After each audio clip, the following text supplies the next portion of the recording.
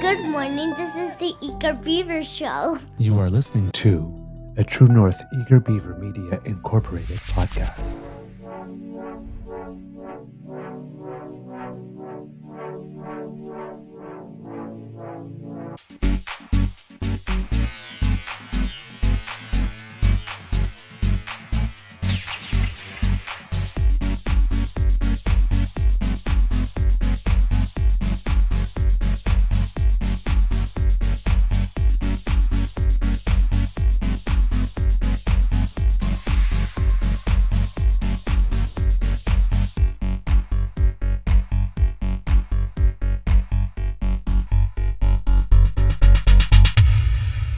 The True North Eager Beaver podcasts are proudly brought to you by our founding sponsors, the Miss V Mysteries from Corvid Moon Publishing, your source for science fiction, fantasy, and cozy mysteries featuring a broad diversity of characters.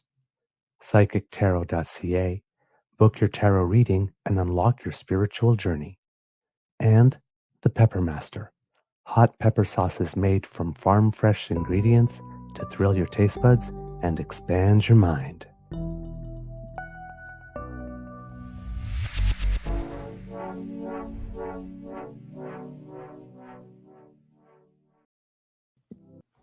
Well, good morning and hello, kids and cubs, and welcome to season 5. And if I remember correctly, episode number 730 of the Daily Beaver Morning Show. Do. Always 100% Canadian. Today, recording day is Friday. Yay! September 5th, 2025. Of course, it's only been a 4-day week, but it's still back to school is a different type of a 4-day week because it's usually pretty busy, judging by the numbers for our shows. Friday, Monday, and Tuesday, the holiday and the Friday leading into the holiday and the first day of back to school for those who did go back to school on Tuesday. Those usually have people a little busy, and our numbers were a little down. But then once we got to the first full day of school, numbers back up. So clearly, you have been very busy, even though it has been a shorter week, so to say. So uh, I'm sure everybody's looking forward to a little moment to exhale over the weekend. And I hope that you have the opportunity to do that now that a lot of us are getting back into some routines that we will hold for the next 9 months or so. But I'm feeling good here. It's a nice day here at the Beaver Lodge, kids and cubs. Not too cold, not too sunny at the moment, but it's expected to get rather warm later today. Yesterday, unfortunately, the good weather did not hold long past the show, and my tennis was unfortunately rained out. Sad panda. Or sad beaver, I should say. A big thank you goes to our podcast founding sponsors, the Pepper Master, the Miss V Mysteries from Corvid Moon Publishing, and PsychicTarot.ca. I am your host, the Eager Beaver, pronouns he, him, hey, Mr. Beaver, A. And not with me, as usual, is my good friend, Mr. Grizzly, but hope to be able to be talking to him soon and have either some more grizzly growls or pre-record with him so that we can get you your regular dose of grizzly because I know you miss him. I sure do. Kids and cubs, how is your mental health today? Mm. Well, if it is not going well, as I often say here on the show, I hope a little time here with me and with the lovely members of the DAMFAM will do a little bit to raise your spirits and bring you a little bit of calm if you do need that. I am doing pretty well, I have to say. There's some interesting things that happened yesterday that have contributed to my mood, I must say. Yesterday, yours truly had to go and do some paperwork because, unfortunately, on one of my trips over the course of the month of August, either I was inattentive or Somebody had very nimble fingers, one or the other, but my wallet went AWOL.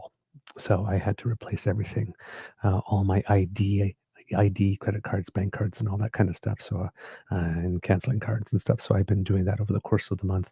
And yesterday was my day to go and have my health card and get my photo ID renewed.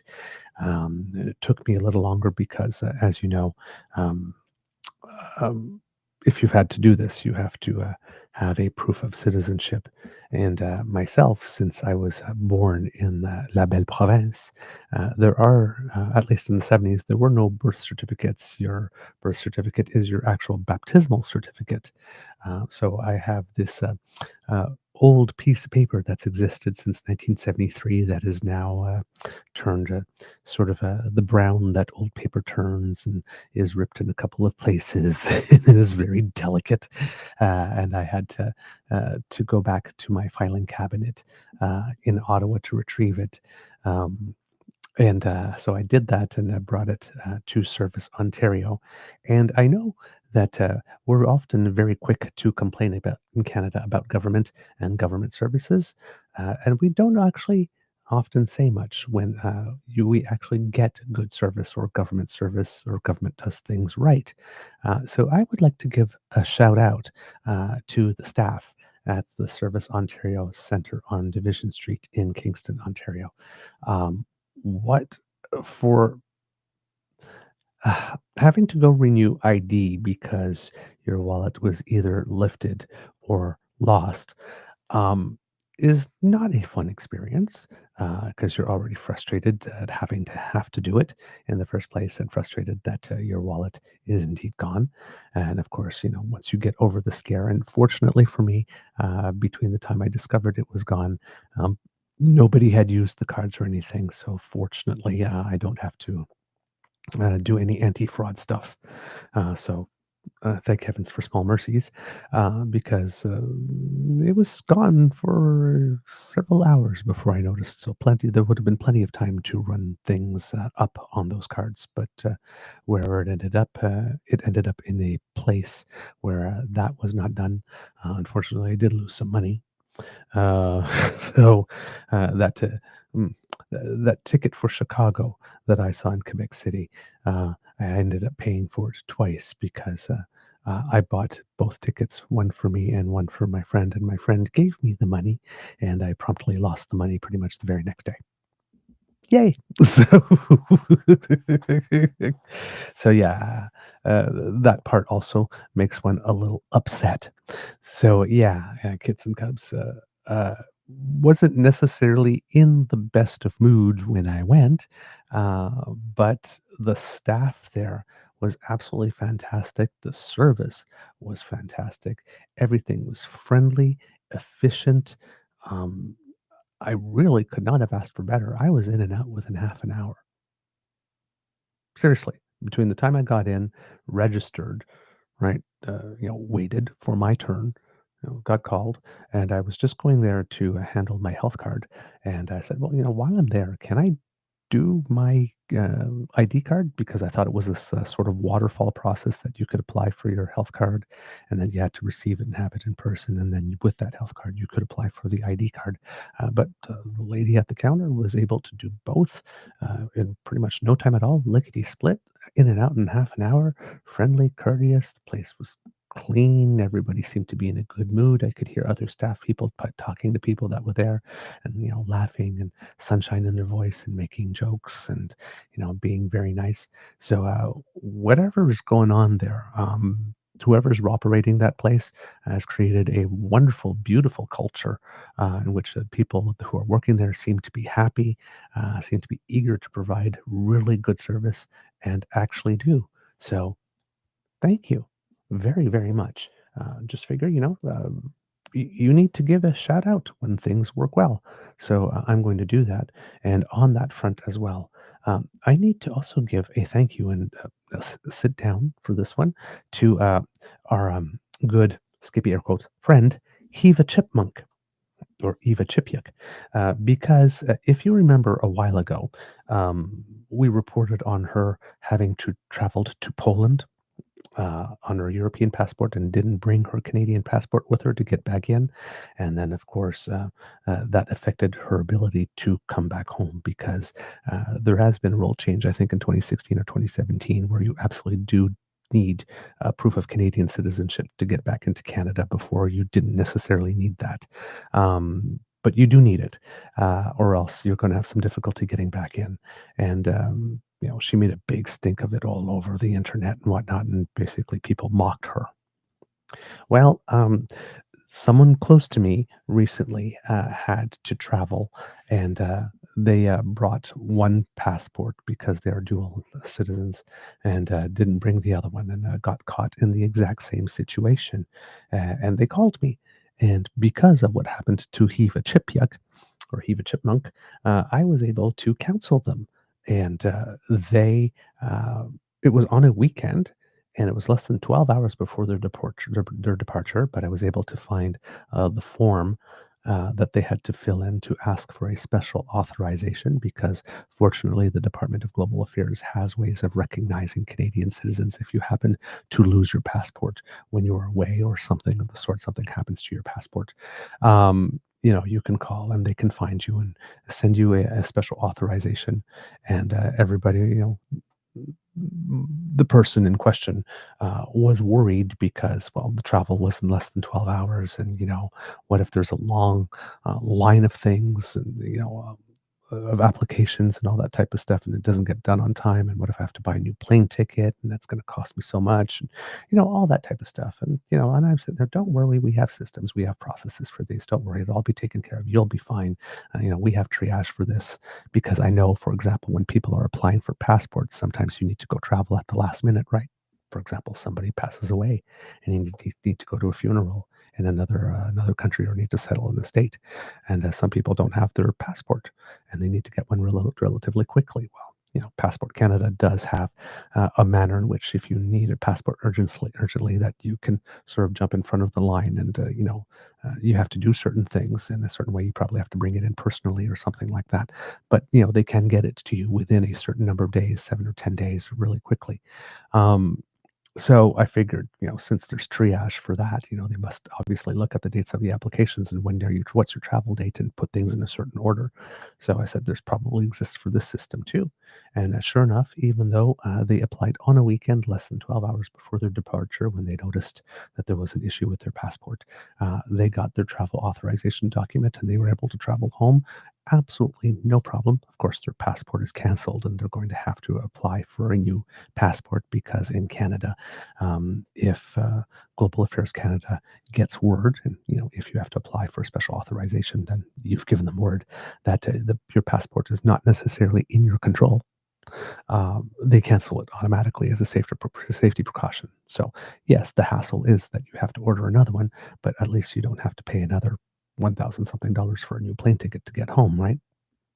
So, having to reapply for a passport is a minor inconvenience, considering the potential alternative outcome, which could be way more expensive.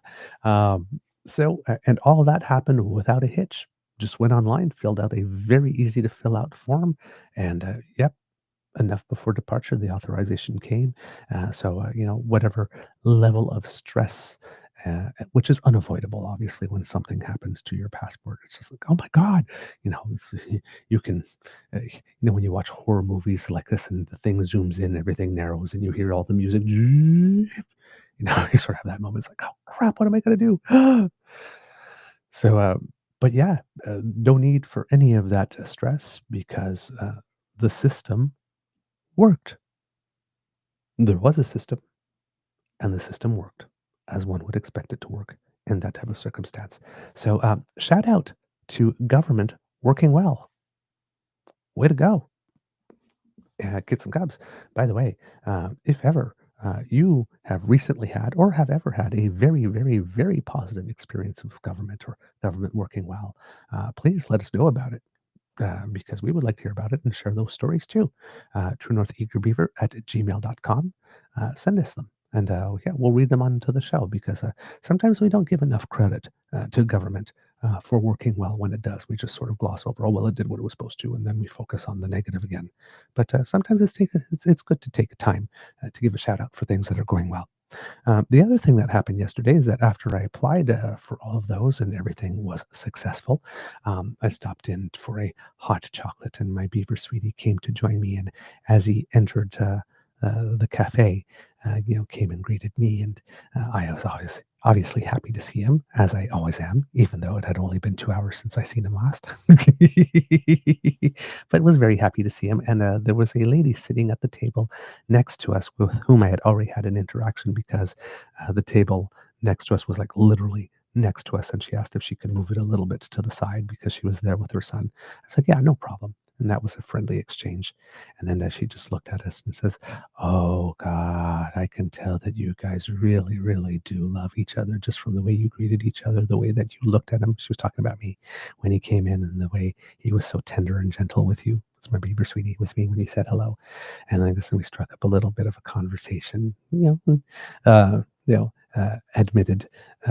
she admitted that, she had been with her love for 17 years. It'll be 13 for me and my beaver sweetie very soon in November. And, talking about, sometimes you go through rougher patches and better patches and that type of stuff. And, confessed, as you all know, kids and cubs, that last year, or a little more than a year ago now, we went through a bit of a rough patch. And uh, I will readily admit there were once or twice during that rough patch where I had moments where I thought, "Oh man, I don't know how long I can keep doing this because this is rough. Like this is a lot." But um, even though we're not married, for better for worse, for richer for poor, in sickness and in health, in good times and in bad, right? So we tried to be a good partner, and tried to stand shoulder to shoulder, and make sure I had his back, even if it was difficult. Because no matter how difficult it was for me, it was definitely more difficult for him, whatever he was going through at that moment. And we got through that moment, and we are closer than ever now. As a result, when you go through those tribulations and you come out the other side, and ultimately, with growth, maybe a scar or two, uh, but for everything else, pretty much unscathed otherwise. Um, it often draws people closer, and that was the case for my beaver sweetie and I. So we had a little exchange on that, but it was just so nice for someone to share in our joy, share in our love, and and to express it publicly. So it was very welcome. It was just this lovely moment of human kindness that warmed my heart deeply, and it stayed with me the rest of the day. And I woke up with it still this morning. I have that feeling. It's like I want to run up to a couple now and say, "Oh my God, you guys are so cute together," or something, right? Uh, because it's one of those things that when it happens to you, you want to pay it forward. You want to keep the good vibes going. So, kits and cubs, early words of wisdom in the show. But if you have the opportunity today, if you see some either some young love or some love that has clearly lasted a long time. Sometimes you see some elderly couples and they're sitting on a park bench together, and you're like, "Oh my God, they are so in love." Like you can tell, right? Um, Let them know that you see it and that it's beautiful. Can't hurt. It'll probably make someone's day. So, some early words of wisdom. All right, let's look in the magic monitor and see who is here today. We have Kit Argosy Acres, Kit Uncover the News. We have Kit Elaine saying, "Good morning, everyone. TGIF. Indeed. Thank God I am fly." Hmm. If people are wondering where I get that, by the way, it's a song by a group called XG. It's a girl group. Um, and they have a song called TGIF. Thank God I'm fly. Wake up, look up in the mirror, TGIF. Damn, thank God I'm fly. So it's a bit of my theme song. Makes me feel good about myself when I hear it, especially when I sing it. Strut around the house. I look good today. We have, Who else do we have? We have Kit Bucky saying good morning, all. We have Kit Gray saying good morning. DAMFAM Cat W is with us. Hello. I like having Kit Cat. I like having Cat W because I like to say Kit Kat. Can you tell I love chocolate? Good morning, Kit Kat W. Kit Tabby G giving us a wave. Kit playing with 3D is here saying good morning, folks. Kit Frank is here. Yes, saying gotta love 4-day weeks. Yes, indeed. I'm right with you, my friend. We have Kit Linda M saying good morning. Good morning to you. And happy belated birthday to Mr. Linda. I very much hope that he enjoyed the meatballs and rice pudding, if I remember correctly, because you said that was his jam and that's what you made for him on his birthday. So, all my love to you and, of course, to your sweetie for his special day. Who else do we have with us, kids and cubs, in the chat? James is here. Good morning. Nice to see you. I think it might have been a couple of days since you've been here last, or at least since I noticed. So thank you for joining us. It's always lovely to have your company. And James says, hey there to everyone here. Who else do we have? Kit Uncover. I'm sure I mentioned it before, but if not, Kit Uncover bringing us the news here in the chat, making sure that we keep abreast. Oh, mentioning here that the Duchess of Kent has died at the age of 92. I'm not sure who the Duchess of Kent is by name. I might have to go look that up earlier. All right. Who else do we have in the chat with us? Kit Wishful is here saying, good morning. Hey, nice to see you, Kit Wishful. I hope all is well with you. And Kit Jason is here. Good morning. Nice to see you again today. Kit Gilbert is here as well, joining us from Knoxville, Tennessee. Hope you are doing well in your part of the world. And thank you for joining us again yet this morning. Kit Sharon is here as well. I think Kit Sharon is having some tech difficulties this morning. It's not me for once. Ah, oh my God, it's contagious. I gave it to you. Kit Cassie here saying good day, people. And Kit Christian is here. Ah, lovely. Good morning to you, sir. Glad you are here. Kit Bucky is here.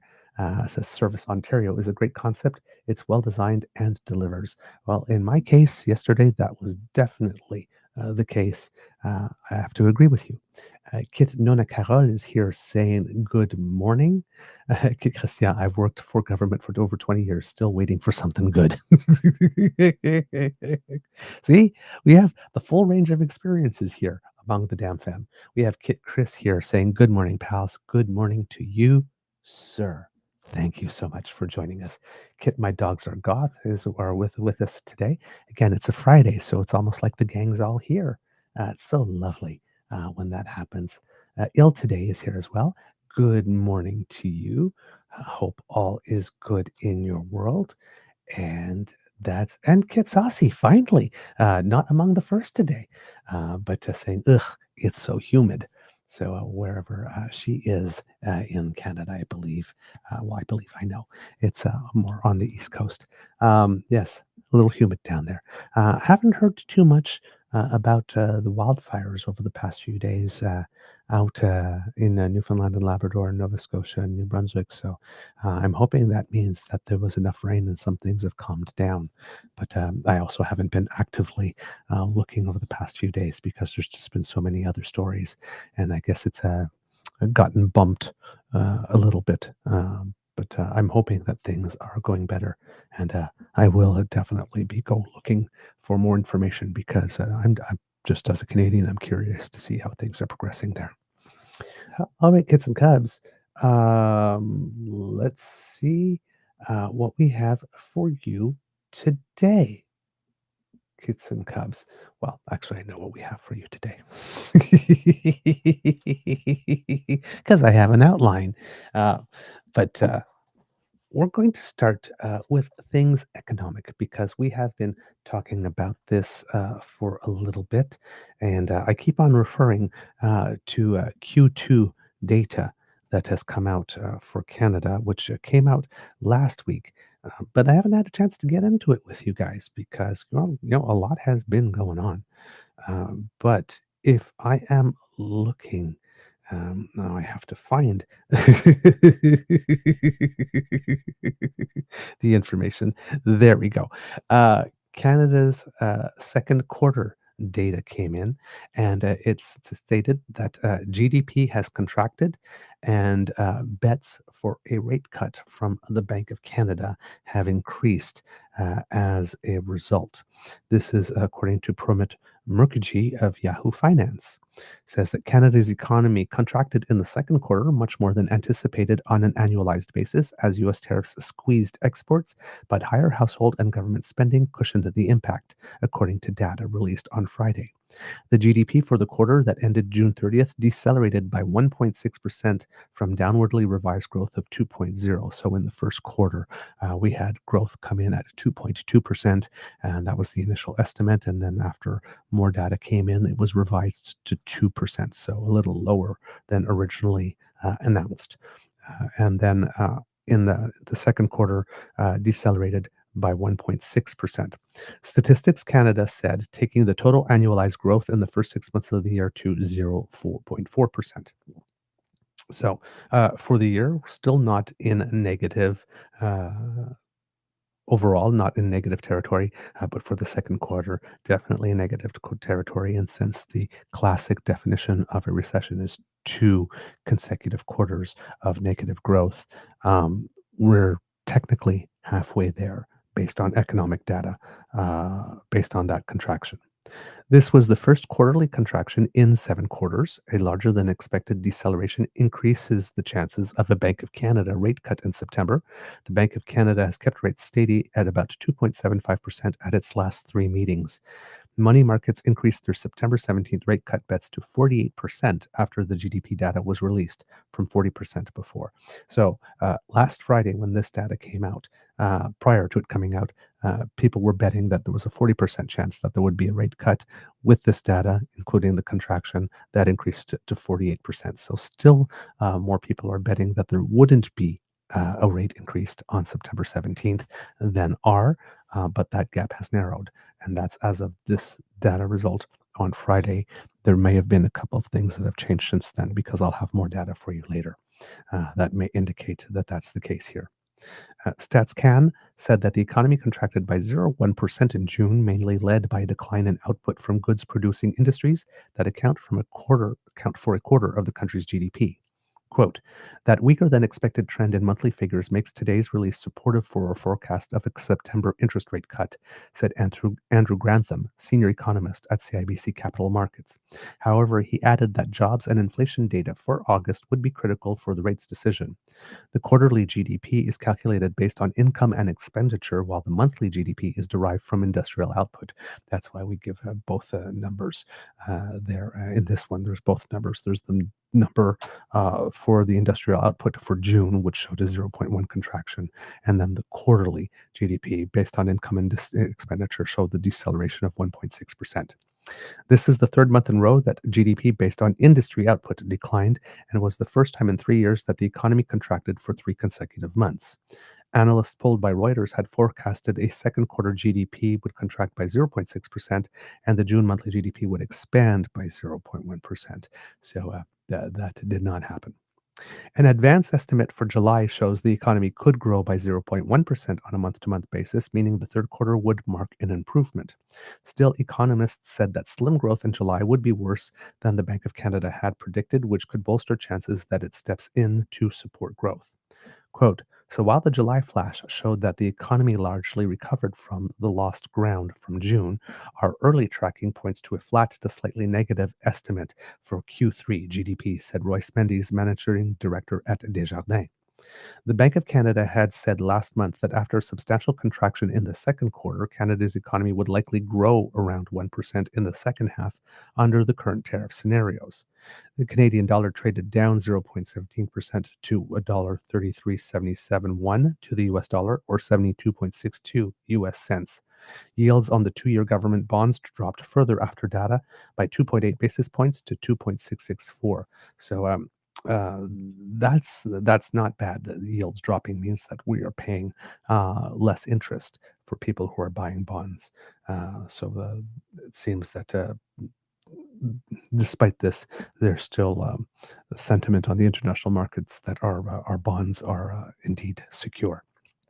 Exports declined 7.5% in the second quarter, the statistics agency said, adding this was the biggest drop in 5 years. Of course, here you have to count various markets either loading up on inventory in previous quarters to get ahead of the Liberation Day tariffs that came down in April, which was a lot of importing stuff in the first quarter, meaning that there was less need to import stuff in the second quarter, which means that would create the situation or the context for our exports to go down. So the wide-ranging numbers in terms of exports and whatnot is being affected by consumer and industrial behavior with regard to their inventories as it comes to longer term or medium term plays to try to avoid the worst of tariff turmoil. So these numbers are, while 7.5 is an impressive drop, it has to be put into the context that, there might have been different pressures making it such that there was increased, artificially increased or decreased activity in any certain quarters rather than just the regular smooth outflow and inflow of goods. Business investment in machinery and equipment contracted for the first time since the COVID-19 pandemic, with investments falling 0.6% in the second quarter. Domestic demand, however, grew by 3.5%, indicating health in the domestic economy. So it seems that Canadians are doing their bit to shore up the Canadian economy by spending, spending more, which is good for us. The boost came mainly from household final consumption expenditure, which jumped by 4.5% on an annualized basis, residential investments, which rose 6.3%, and government final consumption expenditure was surged by 5.1%, StatsCan noticed. So, more Canadians buying local, probably in this case. Also, if we're looking at some extra economic data here, um, Statistics Canada said that gross domestic product declined 0.4% in Q2 from the first quarter. I think I mentioned that, largely because of a drop of exports and decreased business investment. Um, as mentioned, like I was mentioning earlier, the overall economic decline was partially offset by higher household spending among Canadians and lower imports. So we've been exporting less, but we've also been importing less. Final domestic demand across Canada, which represents final consumption expenditures and investment in fixed capital, was up 0.9% in the second quarter of 2025. Um, as we mentioned, when we're talking about the flows of exports and imports, they declined 7.5% in the second quarter, but they had increased 1.4% in the first quarter. So, and then again, the Q2 decline being attributed to US tariffs here. Exports of passenger cars and light trucks fell 25% in the second quarter, while exports of industrial machinery, equipment, and parts dropped 18.5%. Again, we know they have sectoral tariffs on steel and aluminum and on cars and stuff. So these are all things that are affected by those. However, the export decline was moderated somewhat by a 1.3 decline in international imports during Q2. So we've needed to import less as well.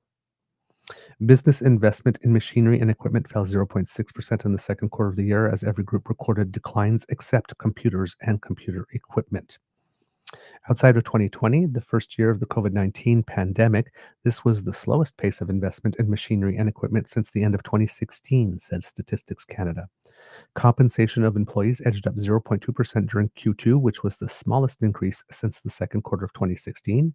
And the household savings rate fell to 5% in the second quarter, down from 6% in Q1. So some Canadians are spending, but it seems that they might be dipping a little bit into household savings in order to do that.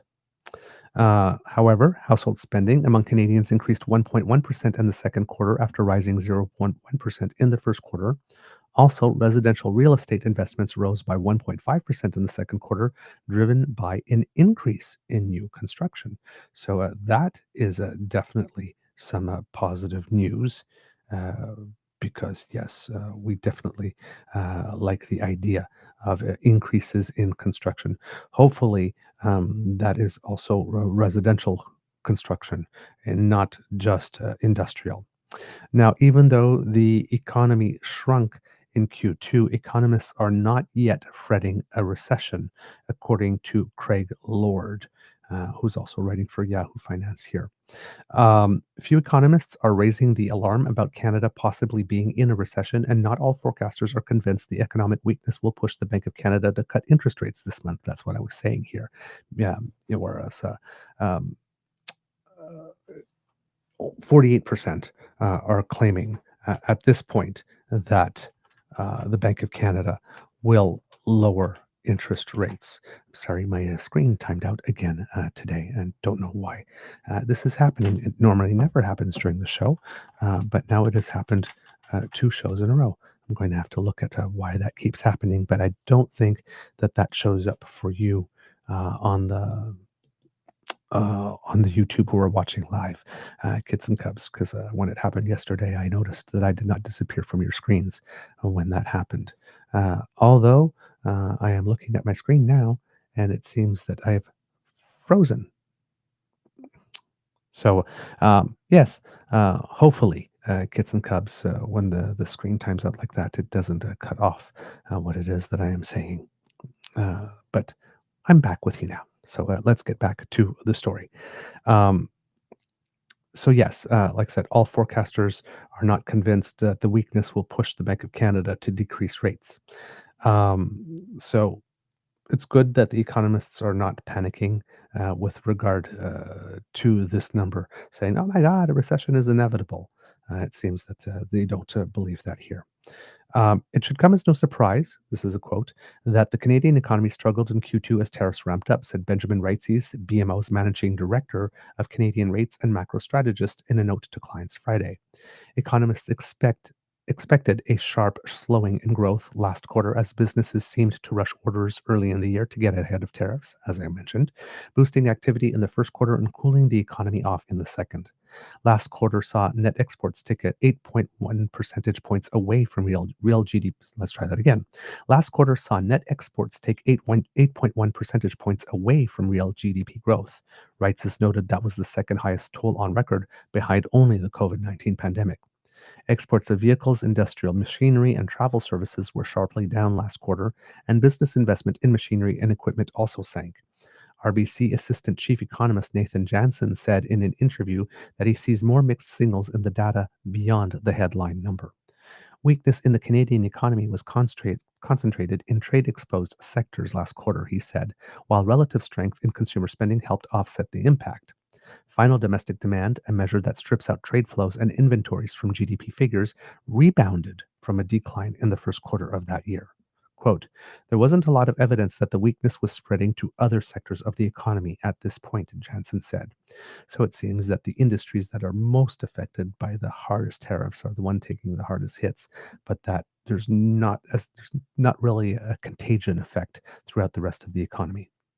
Wrights has said that these are signs of domestic strength and that these signs are somewhat confusing, but he questioned how sustainable those trends would be as tariffs put a damper on activity elsewhere. StatsCan said real GDP declined 0.1% in the month of June, matching contractions in April and May, as mentioned earlier from other stories here that we've been quoting in bringing this information to you. A third decline in the tariff-struck manufacturing sector in 4 months meant a drag on June business activity, the agency said. Um, and then Jansen says that RBC doesn't expect the slowdown in Q2 to be repeated in the third quarter. Advanced manufacturing and wholesale trade figures show some signs of recovery in July, he said. Ongoing exemptions at the border for goods compliant with the Canada-US-Mexico trade agreement are also limiting the broader impact of tariffs, Jansen said. RBC is also expecting Canada's unemployment rate could tick a bit higher than the current levels of 6.9%, but will largely plateau as trade weakness fails to infiltrate the rest of the economy. I've been reading in other documents here that it might go as high as 7.1%, and that might be the peak that it hits. Quote, we would still think as a most likely outcome that we won't get another decline in Q3 GDP, that you'll get back to slow but positive growth, Jansen said. The second quarter drop was a tick below the Bank of Canada's forecast for the quarter published at the end of July, when the Governing Council held its policy rate steady at 2.75%. And then again mentions that the central bank will be revising the decision on September 19th to see whether or not interest rates stay the same or change. Andrew Grantham, a senior economist at CIBC, said in a note that the weak June figure means Canada's economy was entering the third quarter on a low note. Growth for this quarter is tracking between flat and 0.5%, he said. Quote, that weaker than expected trend in monthly figures makes today's release supportive for our forecasts of a September rate cut, said Grantham, though he added that upcoming inflation and jobs data for August will also have a say in the Bank of Canada's decision. Reitzes was less convinced that the Q2 GDP print will sway the Bank of Canada in any direction, given that the central bank opted to pause at its last rate decision and its forecasts for the economy are broadly coming in as expected. Financial market odds of a quarter point cut from the Bank of Canada next month sat just below 50% midday Friday, according to LSEG data and analytics. Jansen said that RBC is maintaining its call for no further interest rate cuts at this juncture. Inflation continues to come in a bit hotter than the central bank's liking, he noted, which is likely to keep the central bank from wanting to lower its policy rate. And with economic weakness concentrated in trade exposed sectors, Jansen argued more targeted relief from government in the form of fiscal policy is better suited to address pain points than the broadness of monetary policy. As we often say, monetary policy is a very, very, very blunt tool. And of course, the Bank of Canada does have a primary mandate of using it to keep inflation between 0 and 3% and as close to the 2% target. You know, when you are using that blunt instrument of interest rates, and also when you consider that it takes about a year to two for interest rates to work itself through the economy. So some of the cuts that started being made last March, right? When we had those 5, I think, rate cuts it was, or 7 in a relatively short period of time, when we went from 5 to 2.75%. Those are currently working their way through the system right now to stimulate the economy. Let's see. What else do we have here? According to John McFarlane, who's a senior reporter for Canada, for Yahoo Finance Canada here. Let's see if there's anything else in his thing. Says that markets quickly reacted with Canadian bond yields slipping and the loonie weakening as investors priced in a greater chance of a rate cut, as we mentioned earlier in the first article that we read here. Analysts had expected 0.5 annualized decline, which is what I mentioned as well. All right, let's see, what else do we have? Travel services fell 11.1% during the quarter as well. So not just passenger car and light truck exports, which were down 24.7%, and industrial machinery and equipment 18.5%, but also travel services. Quote, simply put, the tariff war with the U.S. was terrible for the Canadian economy, Desjardins Group economist Royce Mendes wrote in a note. Yes, I think that's what we have here. Again, Andrew Grantham of CIBC, quote, we continue to think that a couple more interest rate cuts from the Bank of Canada are needed to accelerate the recovery.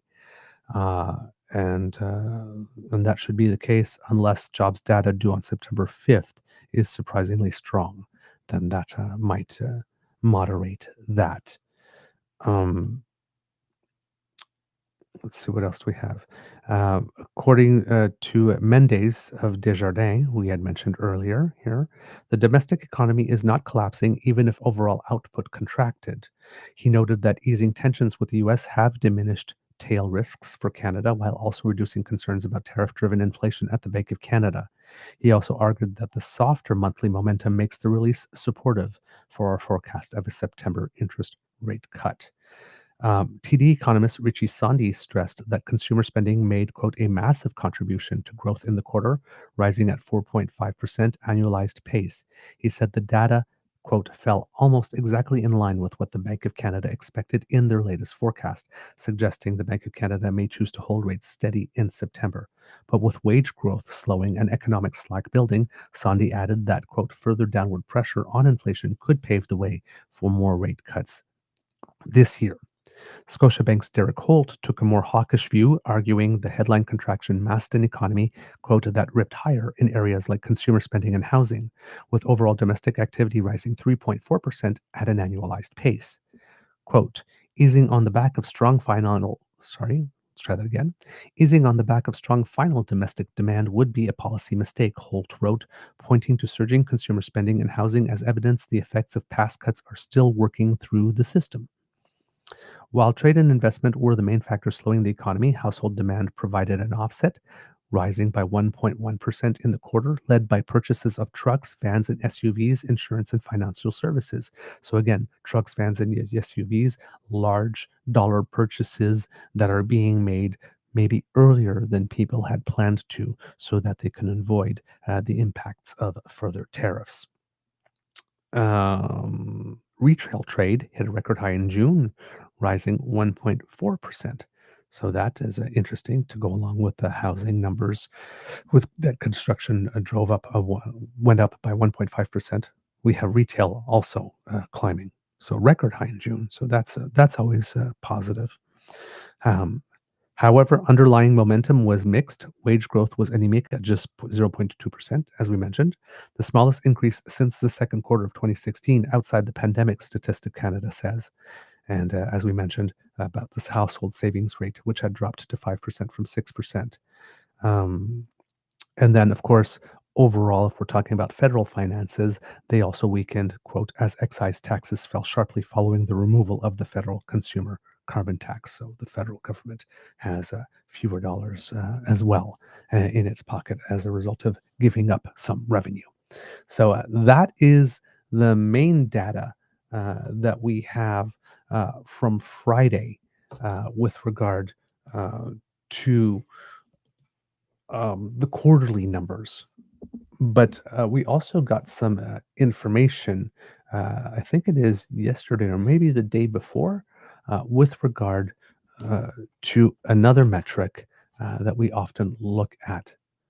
And I have no idea why that is what appeared, because that is definitely not the article that I am looking for. Something copied and pasted incorrectly. Uh, but what I was looking for was the trade deficit numbers. Talking about the balance of trade here, the difference between the monetary value of a nation's exports and imports of goods over a certain period of time. So in this case, and this was news from 18 hours ago, our trade deficit has shrunk to 4.9 billion in July as energy vehicle exports rise. So as we mentioned here in all this data uh, that we got up until last Friday, talking about the auto sector, talking about a dip in vehicle exports. But in July, as we mentioned, they started noticing a bit of a turnaround. And then this, according to our July numbers, so that are outside of Q2, this is beginning of Q3 data, shows that our trade deficit has been shrinking and uh, energy and vehicle exports are on the rise. So this is according to Thomson Reuters, a news service. Canada's trade deficit narrowed in July as overall exports rose, especially driven by outbound shipments of crude oil and passenger cars to its biggest trading partner, the United States, Statistics Canada said on Thursday. So, thus putting the lie to Donald Trump's claim that Canada doesn't have anything we need. Its merchandise trade deficit, or deficit from trading goods, in July was at 4.94 billion, smaller than last month's 5.98 billion, but much higher than the same period last year, according to Statistics Canada data. So while we are feeling impacts compared to last year, before we had this trade war, uh, during the course of this trade war, from June to July, we've taken a full $1 billion off our trade deficit. That's good. Overall exports rose by 0.9% to 61.86 billion in July, while imports slowed 0.7% to 66.8 billion, the agency said. So that is good. Um, and there's a graph that we have here also that I'm going to show you. Analysts polled by Reuters had forecast the trade deficit for July at 4.75 billion percent. $4.75 billion. So we missed that by a little bit. We came in at 4.94. So, yeah, uh, slightly higher in this case. This was the sixth consecutive trade deficit since US President Donald Trump imposed tariffs on Canada, but it has been improving from an all-time record deficit of 7.6 billion observed in April. So we had a trade deficit of $7.6 billion in April, the month that Liberation Day allegedly was announced. Don't have data for May here at the moment, but then that dropped to 5.98 billion in June, and now it's 4.94 billion in July. So we took that big first sharp hit, and we are slowly and surely adjusting as we go along. This is something I mentioned a while ago when they were talking about these types of things, when we're looking at our exports versus imports, and we saw that imports to United States were going down, but imports to other countries around the world were going up, but they weren't going up as quickly as our exports to the United States were going down. And we said that, that would probably take some time because we have to negotiate the new deals. In certain places, we might have to establish some legal architecture to be able to have export coming. In certain places, we might have to do some infrastructure builds that are required to reroute trade to different parts. So we're already seeing some progress here in our exports going to countries other than the United States, but we wouldn't be able to make up that whole difference on an equivalent month by month basis, because there's still some work we need to do to get our exports flowing to other nations. But the hits that were taken from the United States are hopefully one-time hits that could last and permeate through the economy. Whereas as we sign more and more and more and more deals over the months and years ahead, that number in terms of Canadian exports going to markets other than the United States can keep growing gradually or substantively or at different rates for all intents and purposes for a long time to come, because the United States is a market of about like 362 million people, and then there's the rest of the whole world.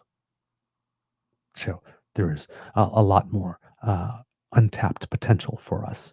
So it is possible that we could replace our trade with the United States with trade with other nations over a very long and sustained period of time. But obviously, we are feeling the deep, sharp impact of reduced trade with the United States immediately, given the very drastic and disruptive measures that the President of the United States is currently taking. Back to the article here. Trump's threats and subsequent tariffs on imports from Canada have forced many businesses to alter their supply chains and seek markets elsewhere. This has this has disturbed the trade balance between the two countries, pushing Canada into a trade deficit. But exports to the US, which was the destination for 76% of Canada's total good exports last year, have been on an upswing for the last 3 months on a monthly basis. Canada exported more crude oil and passenger cars to the US in July, pushing its exports up 5%, but on a year-on-year basis, exports south of the border were still down more than 10%. Exports of energy products specifically posted an increase in July of 4.2%, and exports of motor vehicles and parts increased 6.6%, StatsCan said, adding that lower exports of metal and non-metallic mineral products partially offset the overall increase in exports in July. Exports of aluminium and steel, which both have 50% tariffs, dropped a respective 30% and 25% in July. And that's where you can see where those sectoral tariffs are causing a lot of damage, right? I mean, 30% drop in exports of aluminium and 25% drop in exports of steel in 1 month only. You can't replace that quickly. So that's why we're talking about sectoral supports for certain sectors, because they're taking very drastic hits. The July statistics weren't, quote, as bad as feared, said Shelley Kaushik, senior economist at BMO Capital Markets, despite recent trade blows, especially to specific industries. Quote, the economy is doing fairly well. It's just there are specific sectors that are quite heavily impacted by this trade war. And I think that's what we're seeing in the trade data, but also in the broader economic data writ large. However, economists caution that exports haven't fully recovered. Quote, we haven't completely reversed the trend yet, said Ross Pruzakowski, deputy chief economist at Export Development Canada, adding that the bounce in energy and autos was due to the significant lows seen in the previous months. Exports to the US are down 2.9% in the first 7 months of this year compared with the same period 2024, and exports to the rest of the world are up 14%, he said. Prusakowski said the knock-on effects of tariffs are still playing out and will be seen in economic data in the coming months. So again, you're looking at the numbers down 2.9%, up 14%. Yes, but again, our exports, the 14% increase to exports to the rest of the world still don't make up for the increase of 2.9% to the US, even though the numbers, those top line numbers are wildly different because they're percentages. So they're based on the total amount of trade that was taking place prior to that. And obviously, given that 70% of our exports were going to the United States, well, 3% of 76% is more than 14% of 24%, if you're sitting there and doing the math. So we're not making it up, but the fact that exports to the rest of the world are up 14% is a very positive sign that what we're doing is working and that we're able to increase exports to the rest of the world 14% in such a short period of time shows just how nimble our economy is. I think I mentioned in a previous show that one of the advantages that Canada has in this situation over pretty much any other country in the world is that we have these 15 free trade agreements that cover 51 different nations, but we just haven't maximized them. But the fact that the legal architecture is already there makes it very, very easy for us to be nimble and say, oh, wait a minute, we can't send our steel over here. Hey, any one of these 51 countries that we're dealing with, do you need our steel for anything? Yeah? Okay, done. Rerouted. Because we don't have to go there and negotiate the legal architecture in order to do that. That work has already been done. So the fact that our economy is very nimble and it is easy for us to reroute trade makes it such that we are probably the country in the world that's best able to defend itself from what it is that Trump is trying to do to us.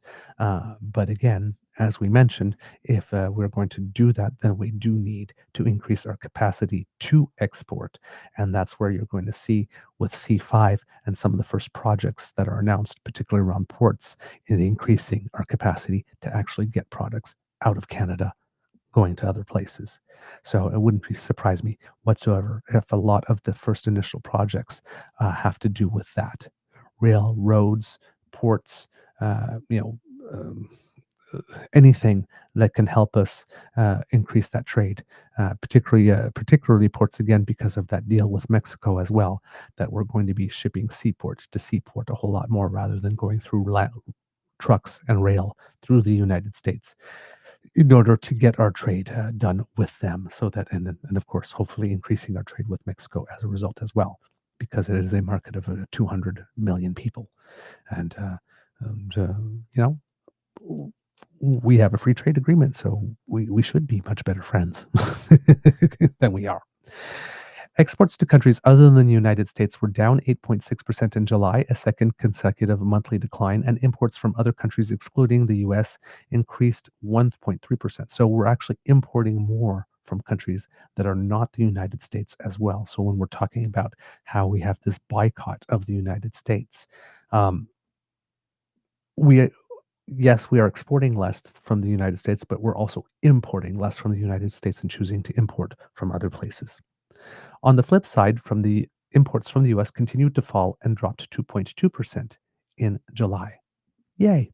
The Canadian dollar was trading down 0.21%, worth 72.34 cents after the trade data was released. Bond yields on the government's 2-year bonds improved and were down 0.1 basis points, down to 2.61%. So again, more economic data coming and reducing our bond yield rather than increasing it, which is again positive, shows the strength of our economy in the eyes of world markets.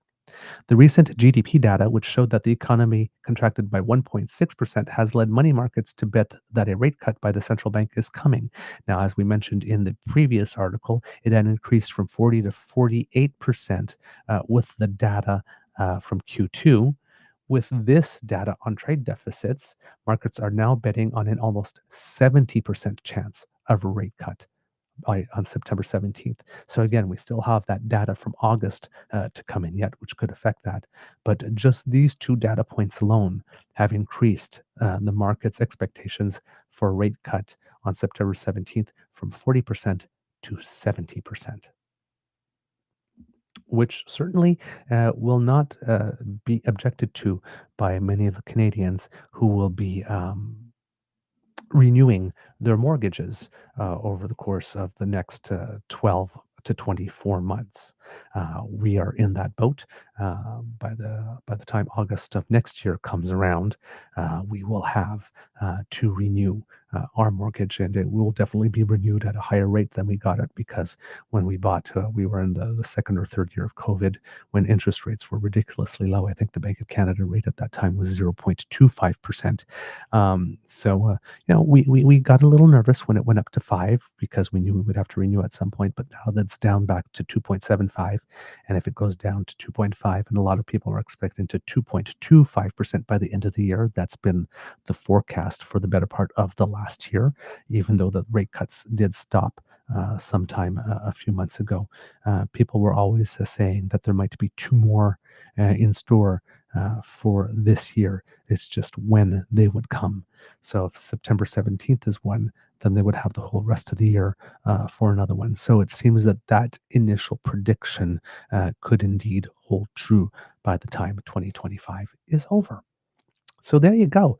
A lot of economic data coming up, but and it's a bit messy, because the economic data that we're reading now is not like the typical reports. Again, when trade flows are particularly even, and there's not some major disruptive force throwing everything into turmoil or creating spikes in terms of production or inventories and that type of stuff. But even with all the turmoil, it seems, and some broadly and widely swinging numbers as a result of that, it seems that overall, it seems that we are stable and handling things well. We are taking a hit, but the hit isn't as big as everybody was expected. The impacts aren't as big as everybody has expected. There doesn't seem to be a contagion effect from the hardest hit sectors into the other ones at the moment. Employment is affected, but again, not as drastically. And, a lot of people are of the mind that whatever turmoil that we are going through at the moment, it is not severe enough that it would necessarily need to be handled, again, by the blunt instrument of cutting interest rates, that sectoral supports and government supports of kind might actually be more appropriate. And to that effect, we hear that today that Prime Minister Mark Carney will be making a significant announcement, and a lot of people are expecting that it will probably have something to do with supports for most affected industries. So another round of um, government supports for in affected sectors, particularly workers, maybe more training programs, maybe more things like they did with steel, some raising of some duties from steels that comes from markets with which we do not have a free trade agreement. For example, there could be those types of moves as well to try to uh, incentivize Canadian companies to buy more Canadian product, or to alter to buy Canadian product for what it is that they do, rather than importing from elsewhere, by making those imports a little more expensive, and thus relatively Canadian products more attractive. So there's lots of levers that we can pull. And again, because we have a central banker as prime minister, we have someone who might be able to understand those levers and what happens when you pull them, and maybe how hard you need to pull them, given what can happen, or how hard not to pull them at certain times, given all of that. So if we have confidence that we do have the right person in the job who understands the mechanics of all of this, it seems that for everything that has been attempted to be imposed on us, we are still doing well overall as a country. But again, as we mentioned before, in many other data, for example, when we were looking at the ability of Canadians to weather the storm, right? When we mentioned we have to look at the top line data, but we also have to look at data like homeowners versus renters, new homeowners versus people who have been homeowners for a while, youth versus more senior Canadians, depending where they are in life and how much income they have. There's a lot of Canadians that are able to weather this fairly well, but there are other Canadians that are being particularly heavily impacted, and therefore we always have to look. We have to at this time in particular, we really need to look at segmented data rather than just overall top line data, because even though most of us or all of us as a whole in general are handling this very well, there are particular demographics and particular sectors that are being uh, rather viciously affected by what is going on. And we do have to, we can't let the fact that our personal experience is not as bad render us unempathetic and immune to those in Canada who are having their asses handed to them, because it is happening. So um, we can't be lulled into a sense of security or complacency just because it hasn't affected us personally. There's a lot of our brothers and sisters in the country that are having a very, very tough time as a result of what's going on. And therefore, we must keep our attention on them and our hearts open to them so that um, we don't only seek solutions that are in our personal best interest, but that would be in the interest of the people who are the most effective because or the most affected, because when we take care of them, we also end up taking care of ourselves. All right, moving on to other news. Some of it could be related in terms, because we're talking about trade and economics. Scott Moe, the Premier of Saskatchewan, and Cody Blois, the Prime Minister's own parliamentary secretary, who was very briefly agricultural minister, I think, in the transition from Trudeau to the election period, are on a trade trip to Asia this weekend. And they particularly, they are going to China because, as you know, um, we don't only have one trade war going on at the moment. We have two, one with the United States and one with China, mostly as a result of the fact that when Joe Biden was the president, the United States had imposed a 100% tariff on electric vehicles coming from China, and Canada in solidarity, and also because our auto industries were so um, uh, inextricably, let's try that again, inextricably intertwined. Say that 5 times fast. That in this case, whatever the United States was doing, we pretty much had to do as well. But then China opened an investigation, and then about a year later came and imposed some tariffs, and we have 100% tariffs on canola meal and canola oil, I think it is, and then a recently announced 75.8% tariff on canola seed, which is, canola is a relatively important uh, so, I mean, agriculture is a big sector, and canola is a particularly um, important subsegment of that sector in Canada. So, and particularly in Saskatchewan. So, over here we have Premier Scott Moe on Power and Politics yesterday, talking to us a little bit about the trade mission. And again, unlike Danielle Smith, who takes every opportunity to badmouth federal government. And Scott Moe is usually in her pocket, following her left, right, and center. But there has been a a slight cleavage, I think is the word. I think I might be saying a French word in English here, but a bit of a fork in the road, a bit of a gap. Uh, there's some daylight emerging between both of them. Now, Scott Moe is not a big fan of the federal government by any stretch of the imagination, but he is more often inclined of late of saying nicer things or not being so negative all the time as Danielle Smith is. So here we go, kids and cubs. We're going to have a little moment here with Premier Scott Moe talking about, in this answer, his counterpart, well, not his counterpart, I should say, but the Prime Minister's Parliamentary Secretary, Cody Blois, who will be going down with them and talking about actually working together to improve things rather than against each other.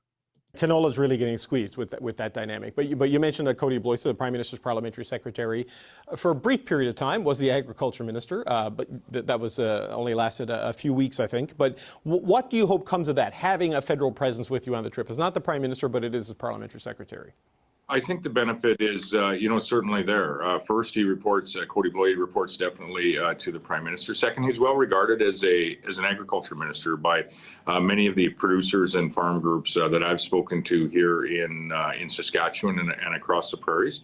And lastly, and I think most importantly, to have a federal official along on this, initial engagement mission in China is going to help bring that broader trade conversation forward sooner rather than later. And as I said, that's my goal on behalf of not only the canola industry, but the pulse tariffs we're facing, pork tariffs.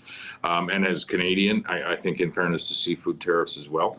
So having Cody Blois along, I think, is going to, accelerate and advance the broader trade conversation between Canada and China. So that's a positive, and I'm gracious for it. Now you mentioned you'll notice that Scott Moe also mentioned that there are tariffs on pork, tariffs on pulses, and of course tariffs on seafood, which doesn't affect Saskatchewan specifically, but they're there. And those are also tariffs that China has imposed on us in retaliation for the EV tariffs. So canola is getting all of the attention pretty much in the press, but pork, pulses, and seafood have also been affected by those. And there will certainly, while Scott Moe might be there to speak specifically about pork pulses and canola, that Cody Blois will probably be trying to open the door for some type of arrangement on seafood as well, because that's very particularly important to the Atlantic Canadian provinces who have taken a rather big hit with that. I'm not sure how it's affecting British Columbia specifically, but I haven't heard too much about that, but I have seen several reports of how it affects Atlantic Canada, and also some comments from the kids in our chat who live out in that region and have been mentioning it as well. Now, Scott Moe, in this interview, does go on to speak about whether or not the EV tariffs do indeed need to go, given the context. The EV tariffs, just to circle back to that if I can, Premier, I mean, do they need to go for this to get resolved? It feels like that's what China will probably want to see. I mean, is there any sense from the feds that they would be willing to contemplate this? Because you're risk-provoking the United States if you do that, right? Yeah, therein lies the risk. So the easy answer is, yeah, certainly they need to go. But then the risk of that is that we actually have challenges with our largest destination, which is the United States of America. And so I know Minister LeBlanc is, working hard and diligent in Washington, D.C. with his counterpart, Secretary Lutnick, and likely Secretary Greer as well. We need both markets. We need to continue to have access to the U.S. market for, the entirety of Canadian exports as we move forward in order to have that strong North American economy. But we, in Saskatchewan, we export to actually over 160 countries around the world. Our second largest canola market is China. And at the end of the day, we need them both. And so that's the, the great dance that we have to perform as Canadians, and we're doing our level best as a subnational leader to support our Canadian government in ensuring that we can get to the very best place that we can in multiple nations all at the same time. I know you're not overselling the potential outcome of this meeting, like you're not going to be standing. All right, kits and cubs.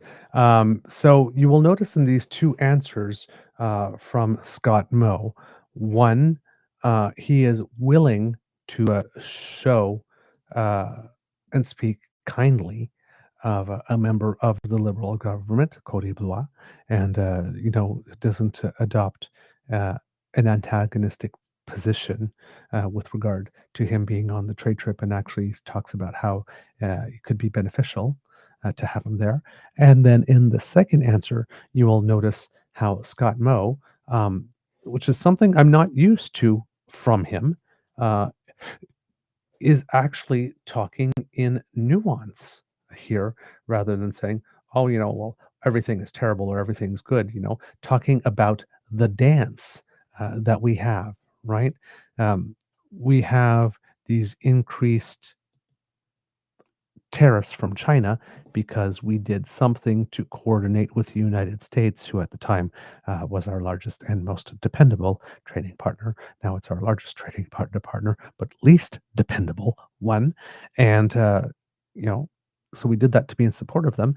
And now we've had blowback from China as a result, which means that, the EV tariffs should probably come off if we want to do what we need to do to have those other tariffs removed from other Canadian agricultural and food related industries. But if we do that, then that could be seen as a provocation by Trump and then lead to other further retaliation against us from the United States. So we're kind of stuck in the middle between our two largest trading partners, yes, who are at war with each other on a trade war. Yes, and we have to try to decide which side our bread is buttered on.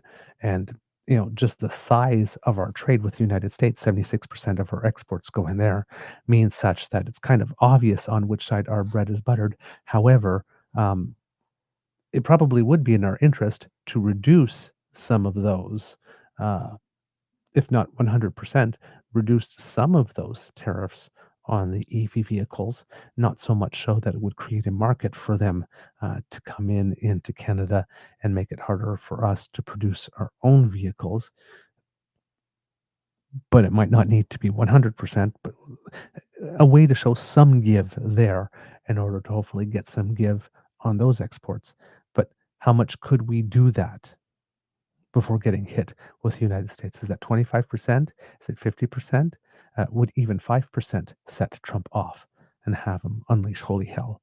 We don't know. And that's the position that Prime Minister Mark Carney is on that in the moment. And again, it's not a position I envy him. It's not a situation I would wish on my own worst enemy. It's a seemingly no-win situation whatsoever. And it's just interesting to watch Scott Moe acknowledge that that's the case and being real about it, rather than saying, well, I don't care how hard it is. It's your job to get it done. Do it. Which would be a Danielle Smith position and manner of taking that argument and trying to be as unhelpful as possible. So that's what I'm seeing here. This is a little bit of daylight between Scott Moe and Danielle Smith, that he has never been afraid to be belligerent. But he seems to be pumping his brakes a little more than the Premier of Alberta is, and the government of Alberta is in this particular moment. So, which is always interesting to see as a dynamic. Any daylight between Danielle Smith and Scott Moe is something that we should pay attention to, because it could be a sign of something. Now, in this question here, this like the meeting between Minister Anita Anand and François Philippe Champagne, I believe it is, when they went to Mexico to talk to high-level officials there, including the president of Mexico, which set the stage for a later meeting that is going to come between the president of Mexico and the Prime Minister of Canada, a one-on-one. Is there a need here for Canada and China to have on one-on-one between their leaders. So let's go back to the interview and see what Scott Moe has to say on whether or not Prime Minister Carney, in his estimation, would have to go to China.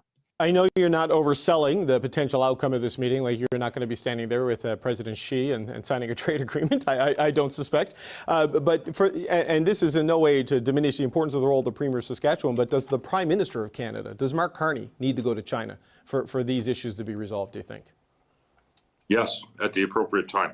And I've spoken with the Prime Minister as well as others elected and unelected in the federal government. And there will be a time for us to have our Prime Minister Carney and President Xi hopefully coming to an agreement, not just in the canola or the agri-food space, but coming to an agreement on what the future trade relationship looks like between Canada and China. And again, I just say if we're going to truly diversify additional production to other countries around the world, that means Europe, that means India, that means China, that means many other countries around the world. And so, I've seen Prime Minister Carney greatly elevate his engagement, and I would say the Canadian reputation internationally, it includes with companies like China.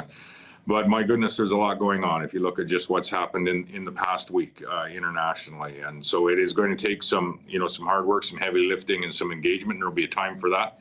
And I'll be seeing Prime Minister Carney on my return to discuss just those opportunities. So again, Scott Moe, keeping it real. And stating here, like, my God, there's a lot going on. That's an understatement. But that the Prime Minister will indeed have to go and attend and meet with his counterpart in China. Now, to that effect, because you have a Pierre Poilievre rerun in the background, sniping from the sidelines, saying, nothing's been done, nothing's been done. Well, on June 5th, there was a readout from the PMO, Prime Minister of Canada, after having spoken with the Premier of China, Li Qiang, I believe it is. And there they said the leaders exchanged views on bilateral relations, including the importance of engagement, and agreed to regularize channels of communication between Canada and China. The leaders also discussed trade between the two countries. They welcomed their trade ministers meeting this week, during which Canada and China agreed to convene the Joint Economic and Trade Commission, or the JETC, at an early date to address outstanding trade issues. Prime Minister Carney took the opportunity to raise trade irritants affecting agriculture and agri-food products, including canola and seafood, as well as other issues with Premier Li. The leaders took note of recent bilateral engagement on fentanyl and other opioids and committed their governments to working together to address the fentanyl crisis. Again, one of the things that has Donald Trump establishing tariffs on Canada and Mexico, but also China. Those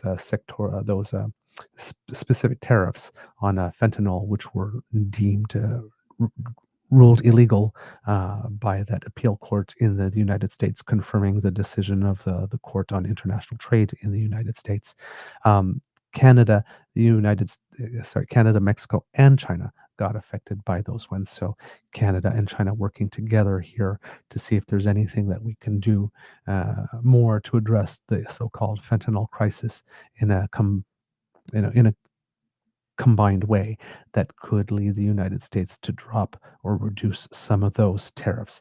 But this happened in June, and again, they agreed to convene the Joint Economic and Trade Commission, which is the body at which we normally sit together to discuss these types of things, that had gone inactive for a while. So this is to regenerate it.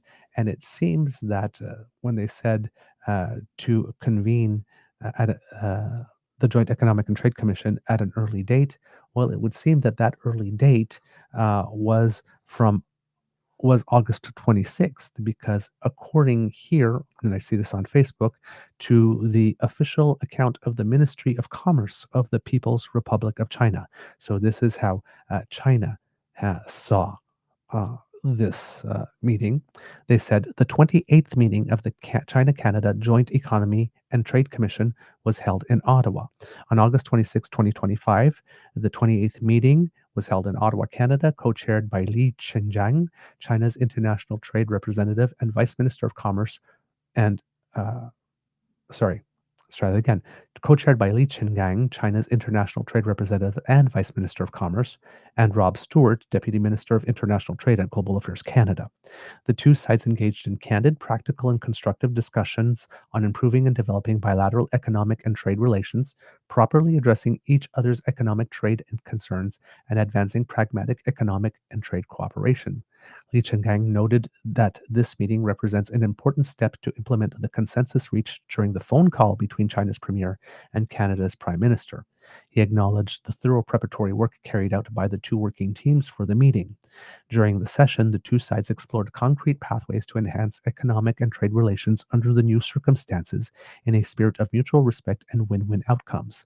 The Chinese side stands ready to work with Canada to leverage the 55th anniversary of diplomatic relations and the 20th anniversary of the strategic partnerships as opportunities to manage differences, address respective economic and trade concerns, and jointly expand cooperation areas through constructive approaches and pragmatic actions.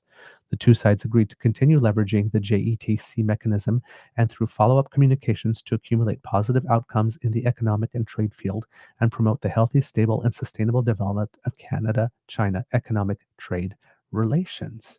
And there we go. Just show you a little image here of Mr. Qianjiang and Mr. Stewart meeting, shaking hands, posing for pictures, all that good stuff.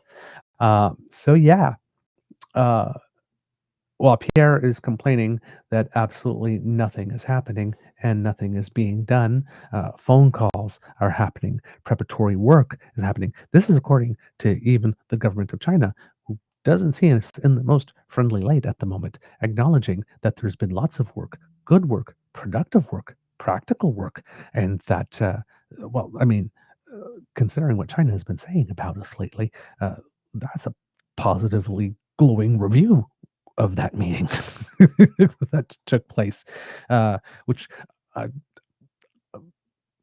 I'm not sure I'm equipped to know what to do with, considering China's very hostile stance towards us pretty much for the last 10 years. It's kind of interesting to see that written in, I mean, there was nothing antagonistic at all in that interpretation of how that meeting went down. And this is again from an official account from China. So hopefully that means that there are positive signs because, I mean, I'm pretty sure, as we mentioned often on this show, as infuriating as dealing with China can be, and it is infuriating because, you know, China is as China is. Within what it is that they do and that to which they aspire, they are rational actors. Now, what they do and to which they aspire are probably not things that, you know, we would do and we would aspire to. But in the framework that in which they are operating, what they do makes sense. If you can put yourself in their shoes, you can pretty much predict what the next move will be or what the next statement will be with fairly reasonable accuracy. It's not like they come up and surprise us and come up with things that are completely out of left field, given what we know to be true of them, unlike the United States of late. So, I am pretty sure that just as we are caught between China and the United States, given this, China is also rather very well aware that we are as well.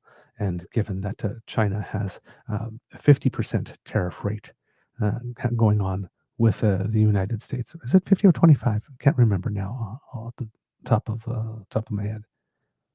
Don't quote me on that. I would need to double check that, but I know it's at least 25. I know India has 50. I'm just not not remembering off the top of my head if the United States was as bold as to impose the other 25% on China for buying oil from Russia like they did to India. Because, well, I mean, United States and Russia trade war is a little different than the United States and India trade war. United States has way more leverage on the second one with India than they do with China. You know, mostly because, well, China produces a lot more things that the United States does desperately need. Um, Semiconductors and rare earths and all that type of stuff. So they can't cut off their noses to spite their faces as much when it comes to China as they could with India. It's just the realities of the trade flows at the moment. So, yeah, really interesting stuff here to note that how things are progressing here. Now, in this last answer, Premier Mo was talking about C5 specifically and special projects and how they affect Saskatchewan. And again, unlike Danielle Smith, who I have to give credit, has been saying some supportive things and expressing some optimism, but that woman is poison. So even when she says that, there's always one or two words in there that get slid in. That's, yeah, there she is. There's the hateful little one again. Scott Moe, again, showing a little more optimism, not being in attack mode as much as Danielle is. So we're going to show this to you again because I love daylight. So just as a final point, I know you spent a lot of time talking with the Prime Minister and your colleagues at the First Minister's table about major projects, the national projects. Parliament's due back in about 10 days, sometime between now and then. We're probably going to get that first tranche of national projects coming out of this Build Canada initiative. What's your expectations there? I mean, you've got a bit of a smile on your face. You're expecting good news for Saskatchewan, you're expecting good news for the West. So what are your thoughts there? Well, I hope there's good news for Canada, where many of our projects are actually not only good for Saskatchewan, but are good for the entirety of our nation, or a good part of our nation. Same is true for projects that are approved in other provinces. And it is time for us to get back to truly being Canadian, and that needs to be led by the federal government. We're going to have a number of projects on that list. In fact, every project that has any federal touch is a priority for our province, whether it's $1 million or $1 billion, to find its way through C5, which is that piece of legislation that's finding a path through a very difficult regulatory environment that has been formed over the course of the past decade. So it's our hope that any and all projects are able to find their way through C5 to be truly beneficial for all people, Indigenous, non-Indigenous, and all people from coast to coast to coast in Canada. This is one of the things we can determine is what we are actually going to and how we are going to increase our production and where that product is going to go. Existing supply chains are difficult to change and alter, but new production, we can determine our own destiny when it comes to new production. So I'm pretty bullish on the future of our province and the future of Canada, but there's some action that needs to happen. There's been some great words by a new Prime Minister and a renewed Liberal government, but it's time for the rubber to hit the road, so to speak. Okay. And there you go, kits and cubs. Premier Scott Moe actually saying a couple of things that are supportive of the Prime Minister and that back the Prime Minister up. So, a lot of comments in there with regard to what, the things that we can control and the things that we can't control, and focusing on the things that we can. How trade routes are, trade patterns and established trade is a little difficult to reroute, but taking on new trade or finding new partners is a little easier to integrate. All these types of things, being bullish on the economy of Saskatchewan and the future of Canada. These are all things that the Prime Minister is saying, and that in this case, the Premier of Saskatchewan seems to be echoing in his own way with his comments, which again, night and day with Danielle Smith. And as an example of this, I'd like to not bring you something that Danielle Smith has to say right now, but this is prompted by something posted by Sean O'Shea of Global News, who says, born and raised Albertan here, Ontario, the past 38 years, I covered Joe Clark as a Cub radio reporter. Peter Lougheed was my MLA premier.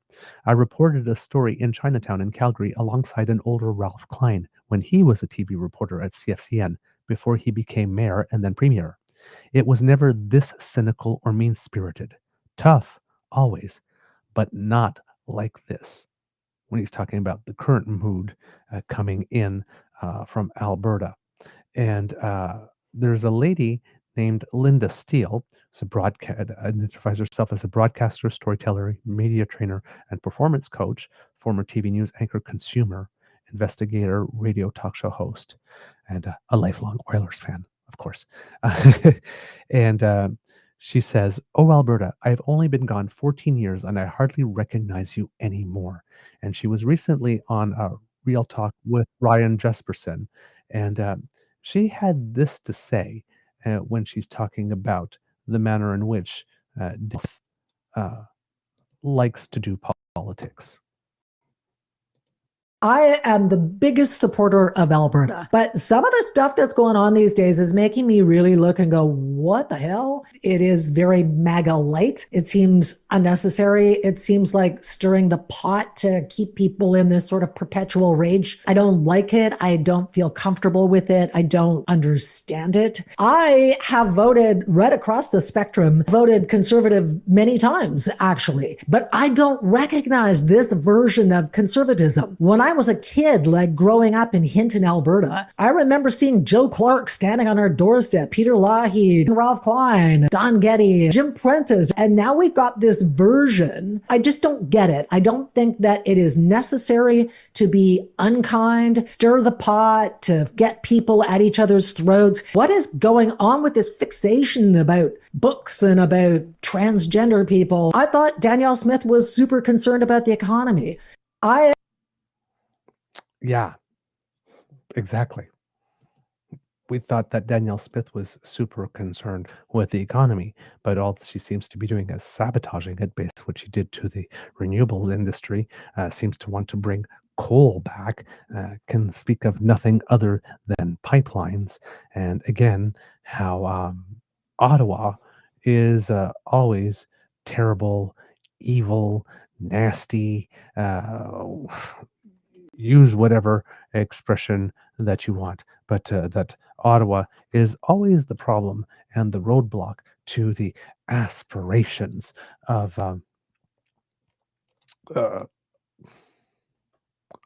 Alberta.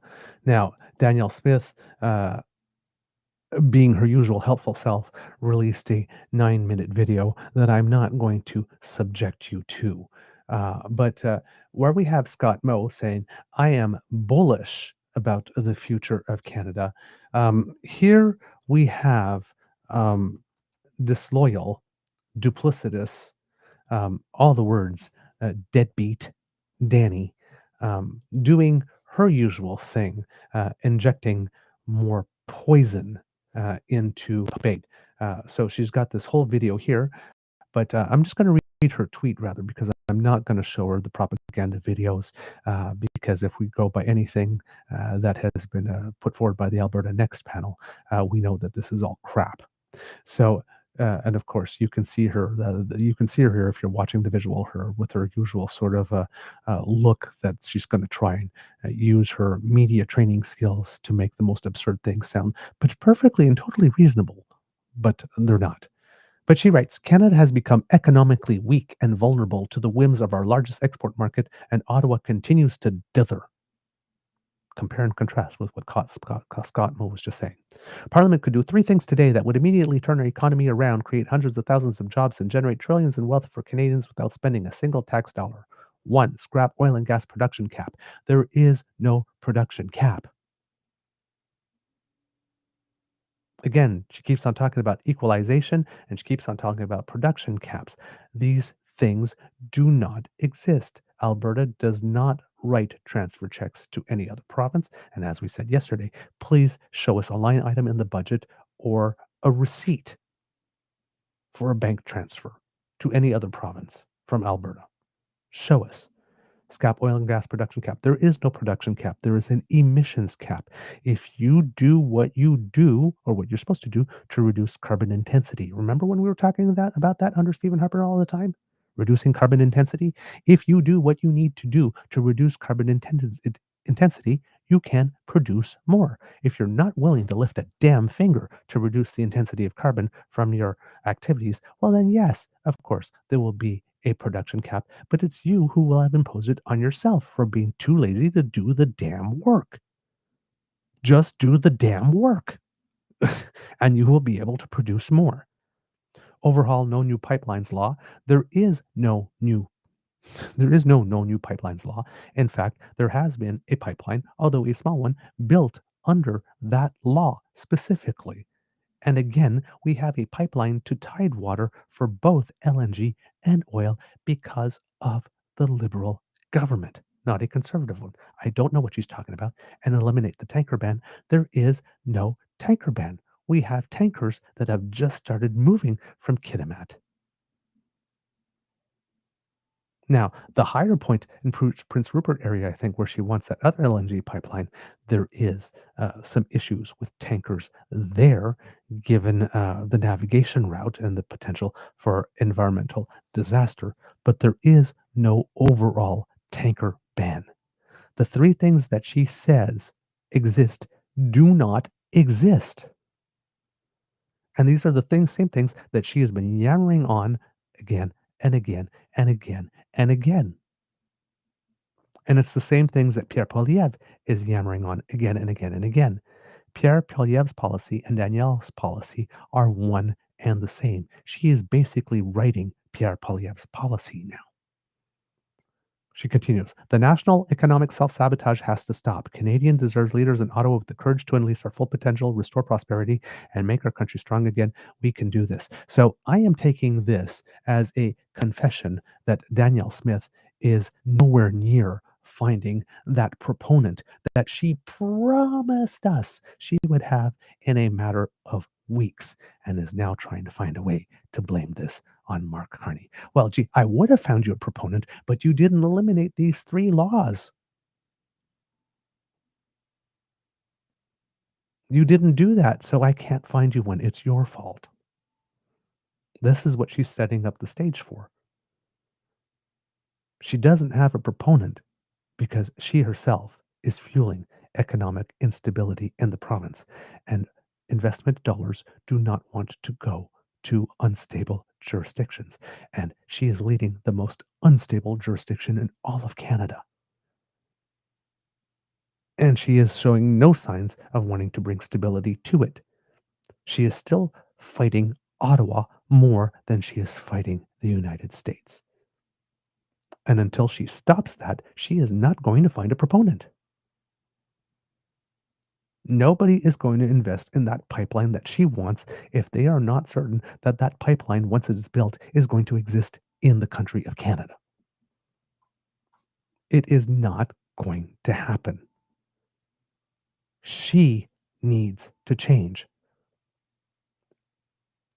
She needs to put an end, again, to her either intellectual insufficiency or ethical. I will not use the word that I have in mind at the moment to describe her ethics. But she needs to can that. And she really needs to start rowing in the same direction as the rest of the team, or there is going to be nothing for her. It's just not going to happen. And it's going to be her own damn fault. No matter how much she likes to point the blame at everybody else. Take every single Albertan, point them in the direction of the person to blame, say blame him, and give them a gun, and hope that they will fire, a political gun, and hope that they will fire. She is the problem here. She is clearly the problem. Even Scott Moe is trying to find daylight with her. She is the problem. And on that, a little aside for Danielle Smith when it comes to talking about such matters. Because again, right, as she mentioned, she said that she would have that final report in a couple, not a final report. What am I talking about? I got tied up in my words here. That she would have that proponent in a couple of weeks. Well, we were talking about her book ban, right? And the people, our good friends from the Breakdown, Alberta, had this to state about Danielle's promises on timelines.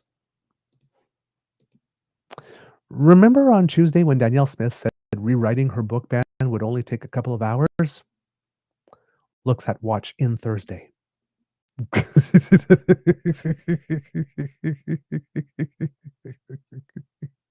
Yeah, it's like, oh, that's because Danielle Smith is trying to find a way out of the pretzel she baked for herself. How to ban allegedly pornographic images, but not text, because she seemingly now believes that written smut, especially the Anne Kind variety, is okay for kids. Oh, what a tangled web she has weaved. I'll have my revised book ban in in a few hours. A few days later, nothing left. I'll have your proponent in a few weeks. A few months later, nothing. She's incompetent. She's incompetent. And I'm watching this video of her, and I'm like talking about Ottawa needs to do these things. Ottawa needs to do these things. And I'm like, oh, shut up. Considering that you've had to reverse yourself 3 times over the past few weeks, twice in situations after which you've pretended, I have no idea how my government made this decision. You are very ill-placed, Danielle Smith, at the moment to be advising any other governments on how to be competent. Because, girl, you are a hot mess. Your mind is a disaster. It's an extremely messy place. You need to talk less. You need to talk less. Your suggestions are not helpful.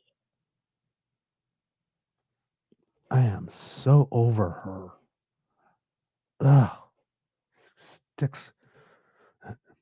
As we say in French, je l'ai fendu de travers dans le cul.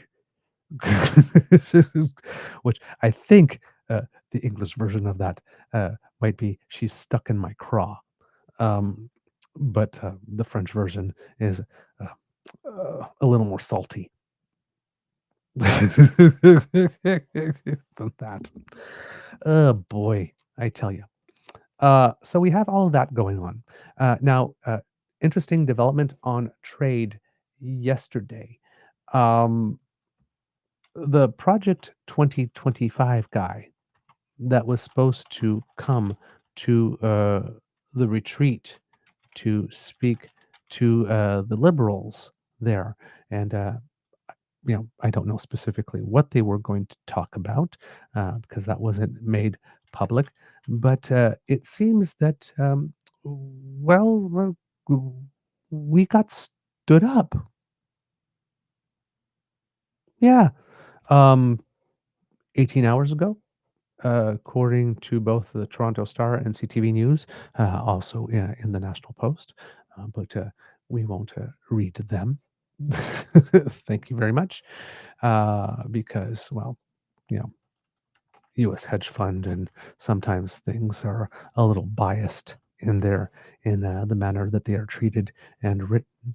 But yes, it seems the gentleman here, whose name is Kevin Roberts, decided to take a pass. According to Kyle Duggan of the Canadian Press, the head of a controversial right-wing American think tank dropped off the list of speakers who were set to brief Prime Minister Mark Carney and his cabinet behind closed doors on Thursday. Kevin Roberts, president of the Heritage Foundation, was on the list of speakers tapped to address cabinet during a session about striking a new economic and security relationship with the United States. Roberts' inclusion on the list drew strong criticism online on Wednesday. Just before cabinet ministers were about to address the media Thursday morning, Prime Minister's office said Roberts' team said he would no longer be coming to speak. The PMO offered no reason for Roberts' withdrawal. It seems that there was no reason offered as well by the Heritage Foundation. it saying only that Roberts was unable to attend and would instead be working in Washington on Thursday. Uh, is it possible that Mr. Roberts got a call from a certain orange someone or a sycophant of the certain orange someone and said, fuck no, you're not going? Through an unsigned note sent to media, Carney spokespeople said the Prime Minister and his team will engage in discussions with Roberts and other leading U.S. policy figures soon. The Heritage Foundation is a prominent force in Republican politics and highly influential in the senior ranks of the party. The think tank authored Project 2025, a manifesto of ultra-conservative policy proposals published ahead of U.S. President Donald Trump's second administration. And then, there's a whole bunch of stuff in there. And said, since then, some of the people who contributed to the Project 2025 document have joined the Trump administration, including White House border czar Tom Homan and U.S. Ambassador to Canada, Ambassador Fuckface Peter Hoekstra. And of course, Project 25 proposed ways to block abortion access and gut U.S. civil service. The plan became politically toxic during the 2024 U.S. presidential election campaign and was the target of persistent attacks by Democrats, leading Trump to distance himself from the document during the campaign. But of course, he's been implementing it rather systematically since winning. Supriya Dwivedi, who served as an official in the former Prime Minister Justin Trudeau his office, told the Canadian press on Wednesday evening that Roberts' invitation would offend progressives and was not a good way to rally the troops. Quote, any liberal government should not be inviting folks to speak to cabinet where literally their goal is to roll back basic rights for gay people and for women, let alone minorities, she said. And I understand that sentiment. However, I have a thought about that I will tell you in a couple of seconds here. Ministers heard from a wide range of speakers during their cabinet retreat on Wednesday and Thursday in Toronto, where they discussed their approach to Trump's trade war and preparations for the coming review of the Canada-United States-Mexico agreement scheduled for next year. When a reporter asked Finance Minister François-Philippe Champagne Thursday morning if he felt comfortable with Roberts' participation in the cabinet retreat, the minister said it's good to hear from a range of voices. Quote, listen, we invite different guests to come to our events, he said. We wanted to hear a different perspective. When you invite international guests, sometimes, scheduling issues, things change. Champagne was the only minister who spoke about the invitation to Roberts on Thursday. Now, what Supriya Dwivedi is saying here, and this is a common response. I've seen it all over the web. We shouldn't be invited this person. Why the hell are we inviting this person? This is a stupid move. We don't need to do it. We don't need to do that. Well, yeah, we do, because yesterday I mentioned it is important to speak to the enemy, right? Maybe we wanted to find out more about what they wanted to do or how they wanted to do that so that we can use that for long view planning, right? So we're better able to preempt such activities in Canada. And then I was thinking about it a little more yesterday, and then another aspect dawned on me when it comes to that. Another reason why we would want to have that person come, and that would be maybe we just want to get a sense of just how far they intend to take this shit. Again, so that we can do some long view planning for what's to come. I mean, the Project 25 document's about 900 pages. We know that there's no fucking way that Donald Trump, who's likely being led by the nose to put the plan in place, read that whole damn thing. And 97.36% of the time, this guy has no freaking idea what the hell he's even thinking. But the people who put the document together do. So that's who you talk to. Now, there are, and again, right, we had the Ray Girl, who sponsors our pod page, say it's definitely something we need to understand. And I was like, and that made me think of what Mark Carney has been saying for a while now. Plan beats no plan, right? Know the enemy. Keep them close. Isn't that part of the art of war? Sun Tzu's Art of War. Somebody had put the specific quote in a tweet the other day that I saw, and I forgot to earmark it because I would have loved to be able to read the actual quote from the Sun Tzu Know Your Enemy quotes here. Um, but yeah, unfortunately, I do not have it with me. But yes, it would have been a good one to have bookmarked for me because it would have come in handy right about now. But yes, the whole know your enemy part, uh, get it from the horse's mouth. Um, you can't ask Trump what it is that the people from Project 2025 intend. He probably doesn't really know. And anyway, you can't get a straight answer from him. So you go specifically to that. So, you want to do due diligence. You want to get inside the playbook a little bit, get some insight. Uh, and then um, you turn around, and then a lot of people say, well, why can't you just read the document? Just read the document, you'll know what's in it. Well, yeah, and I mean, I'm not sure why anybody would assume that nobody from the government of Canada would have. I don't know why one would assume we haven't already read the document. Somebody somewhere has read that document and has reported back.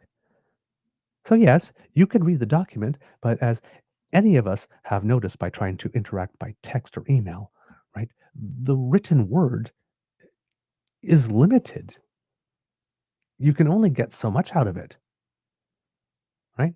You also have all those intangibles. One of the first things we learn in communication studies, is that the words are not 100% of the message. The words matter, but how they're used, where they're placed, which emphasis is placed on them also matters. And you can only get so much from words from reading them. But then you have all the other intangibles: body language, tone, inflection, changes in pace of speech, the things on which we put emphasis for effect, affect when speaking, facial expressions. All of those things are all elements that contribute to get a fuller sense of the message. And you can only get a real grasp of that from being in the room with those who adhere to the plan. So there's a lot of people. It's like, oh my God, we never should have invited them. What are we doing talking about them? That's not how you bring the troops together. Maybe the purpose was not to bring the troops together. I'm pretty sure we don't invite someone who wrote a document that subscribes to values we do not, that would require terrible things happening to our country that we do not want to happen in order for their plan to work, because we want to get on board with that plan. Because we see talking to that person as a manner to rally the troops or to send a positive signal to vulnerable communities. There has to be another reason. I would assume, given Mark Carney is who he is, that the reason has to be strategic in some way, and some way has to fit in to his mantra of plan beats no plan. Based on what I know to be true of him, based on what we've seen in the public domain, that is where my first assumption would go. It wouldn't go to, oh my God, why are we cavorting with the enemy? Or why are we conspiring with the enemy? Or why are we trying to form ties with the enemy? We're not. Maybe we're just trying to study the enemy better and more up close. So, but he canceled. We got stood up. Maybe the blowback was too intense. Maybe people at Trump headquarters decided, no, hey, wait a minute. This is information we don't want getting out. We don't want them to be able to better prepare. What the hell are you doing down there? Who knows why? But I am pretty certain that the intent of this meeting wasn't so that we could uh, forge closer ties with the Heritage Foundation and start skipping through canola fields hand in hand, singing happy songs together, looking lovingly in each other's eyes. That's a version of reality that I would have a very hard time believing. But we got stood up. So there you go. It is no longer um, a point. Then something else that happened, I'm going to go over time again today. Pierre Poilievre yesterday came out and started his latest attack to divide Canadians from one another, trying to pit youth against immigrants, preaching that we need to can the temporary foreign work program. Just touching on it briefly, and maybe we'll talk about it more on Monday's show. This temporary not youth program, temporary foreign worker program. The temporary foreign worker program that Pierre is talking about here, that he says that we need to eliminate, is the same temporary foreign worker program that his once colleague, Jason Kenney, who now really, really, really, really, really, really wants his job, reformed and screwed up. And it's the same one of which he personally was responsible when he was Minister of Economic Development or something at the time. Well, during the same time, he claims that he was Minister of Housing when we didn't actually have a Minister of Housing, but he seems to claim that we did. But he was in charge of that program during that time that he was the minister, and he didn't make changes to it then. He didn't call for it to be scrapped then for some reason.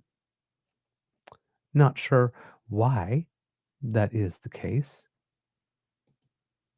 When he was Minister of Employment and Social Development. And that was in 2015. But here we are, 15 years later, and now the program needs to be scrapped, killed, ended, because it is taking jobs away from the kids. Because now that we are in September and all the kids who needed summer jobs are back in school, now Pierre is concerned about summer jobs for kids. Now he says he's got something to offer them. Seems to me that if Pierre really, really, really cared about the youth not being able to find jobs, he would have done something when he was minister about it, or he would have campaigned on it. Just a few months ago, when we had that federal election campaign, Canadians between the ages of 18 and 30, if you happen to be watching this, particularly if you are male,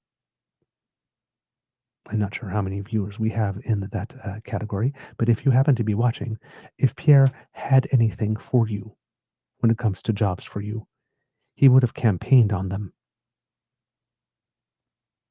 in March and in April. He did not. He's got nothing for you. He's got nothing for you.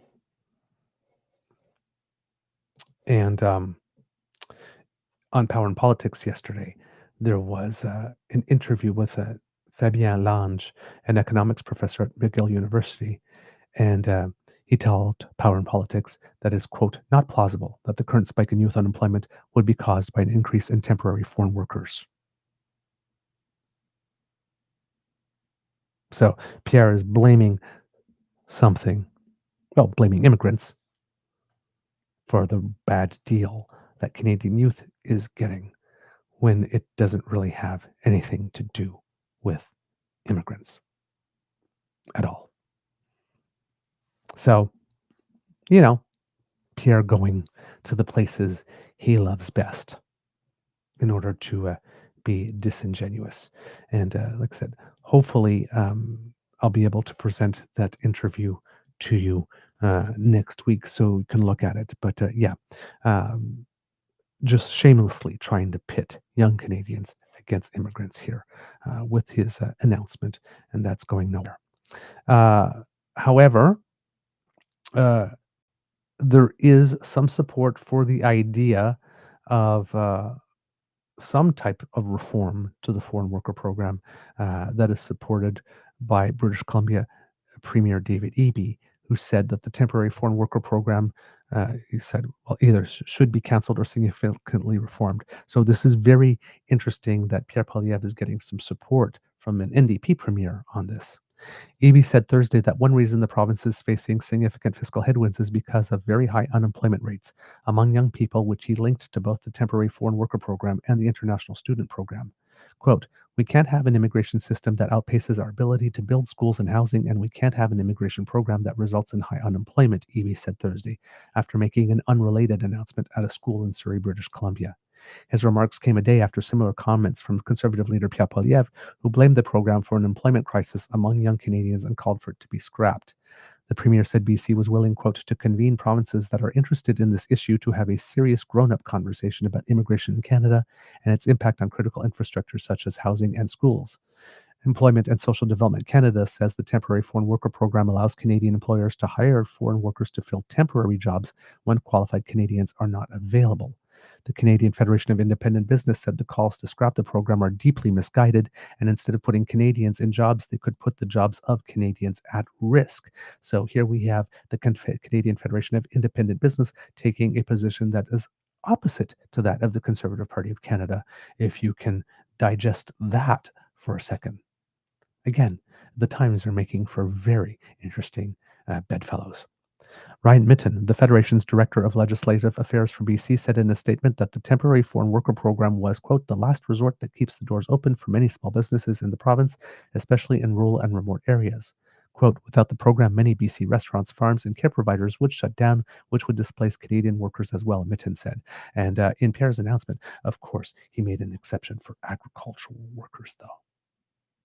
We need to we need to kill the temporary foreign worker program, except for agricultural.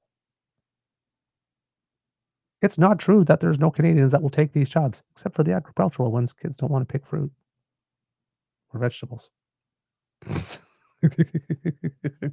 He said adjustments to the program could be made, but canceling it altogether puts politics ahead of sensible policy.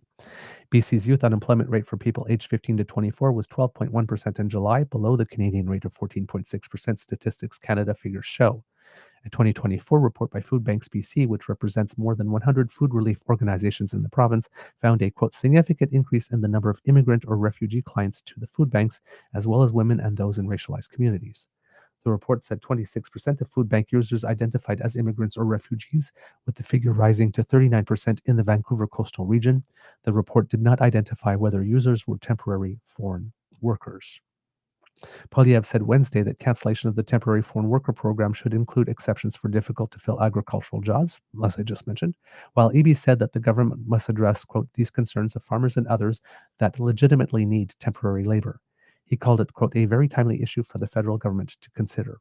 Prime Minister Mark Carney said Wednesday that his government would review the program, but also added that it has a role to play.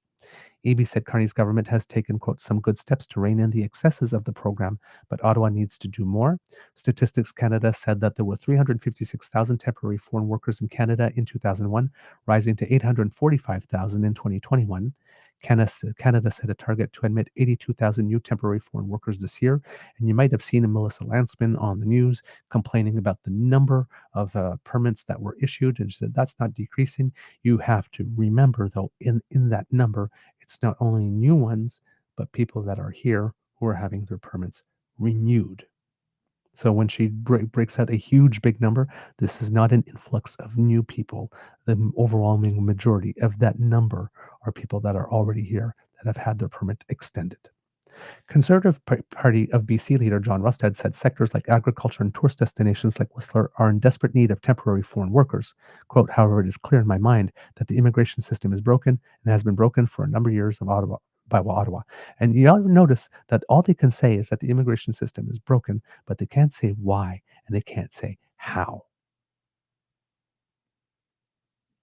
They just say, "Oh my God, look at housing and look at healthcare. It has to be the immigrants.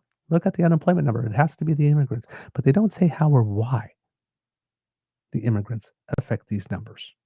They never can. They can't make the case. British Columbia, like Quebec, should take control of immigration to develop a made in BC solution, he added. So there you go. John Rustad imitating Danielle Smith a little bit on this one. Again, David Eby, a little bit of nuance saying that there have been some good measures, but that more needs to be done. But again, right, there is a need for a temporary foreign worker program in certain instances. Can the program be better? probably. But Pierre basically saying it needs to be scrapped because it's killing jobs for young Canadians. That's not particularly borne out by the facts. And like I said, hopefully it will be a slower weekend.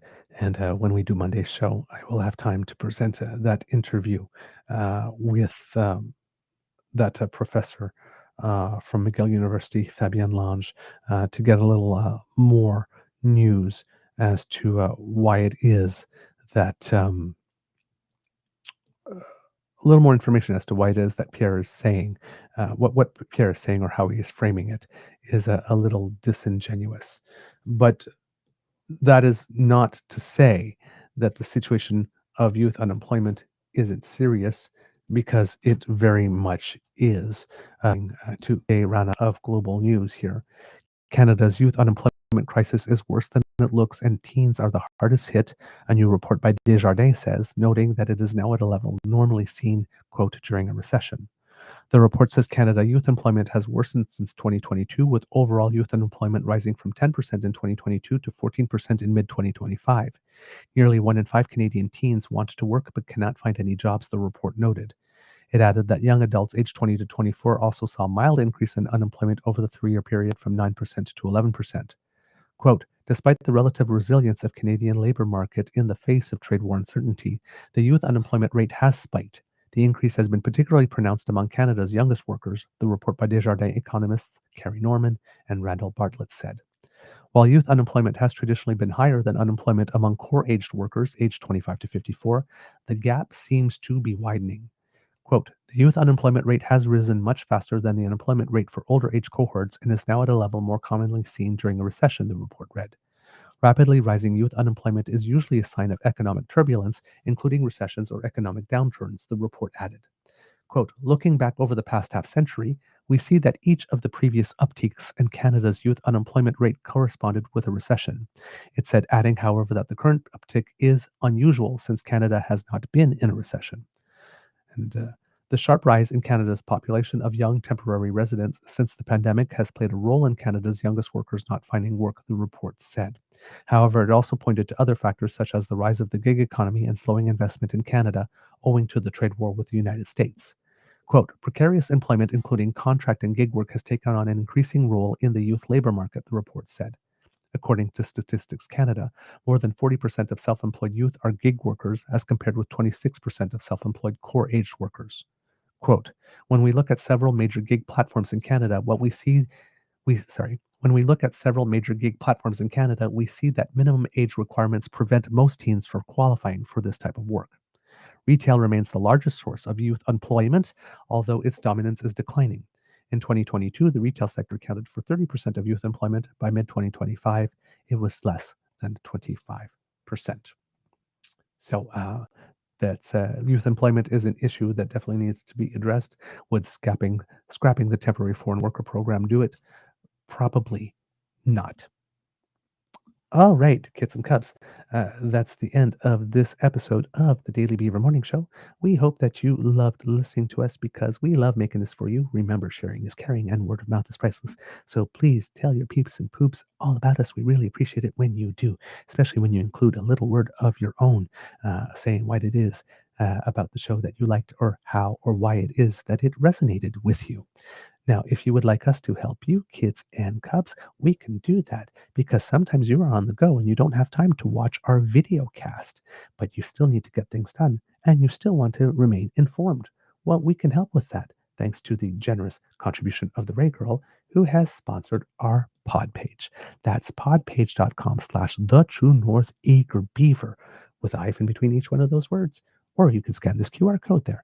And when you do, it will take you right there. And when you click subscribe, we come directly to your favorite podcast feed in audio format. We're very portable. Just put us in our ears and take us with you and go on and take on the day. We make it convenient because we like to help. Now, kids and cubs, if you would like to help us, you can do so by grabbing your e-surfboard and hanging 10, going down to the True North Eager Beaver Media Incorporated YouTube page, where our kids Cassie and Elaine will be beckoning you to give our buttons a little tickle. Get frisky. like, share, and subscribe. Give them a click. It helps us with the algorithm, and it also makes us very happy when we see our numbers go up. So thank you for that. And if you would like to help us in yet another way, we do incur some costs to bring this show to you: subscription fees, services to help us edit and find clips, and all bunch of other things. All of these things cost a little money, and subscription services have been going up with inflation. So if you could help us with that, we would be very grateful. As you know, we are entirely self-funding. We have not received any checks from George Soros or the Liberal Party or anything else. So it's just our money and the generous contributions of our viewers and our audience who see value in the work that we do, and the money that we get from Google by virtue of your viewership. Those are all the ways that you support us. So again, like I said, if you're watching on YouTube, you are supporting us financially, even if you're not able to make a financial contribution. So thank you very much for that. But if you would like to actually send us a little something, we would be very grateful. And you can do that by making a contribution to the Eager Beaver Lodge's Emergency Hydration Fund, where every day we fight the scourge that is dry beaver. So please do what you must to keep your favorite beaver moist by making a lovely expression of enthusiastic encouragement in the form of a donation to our emergency hydration fund.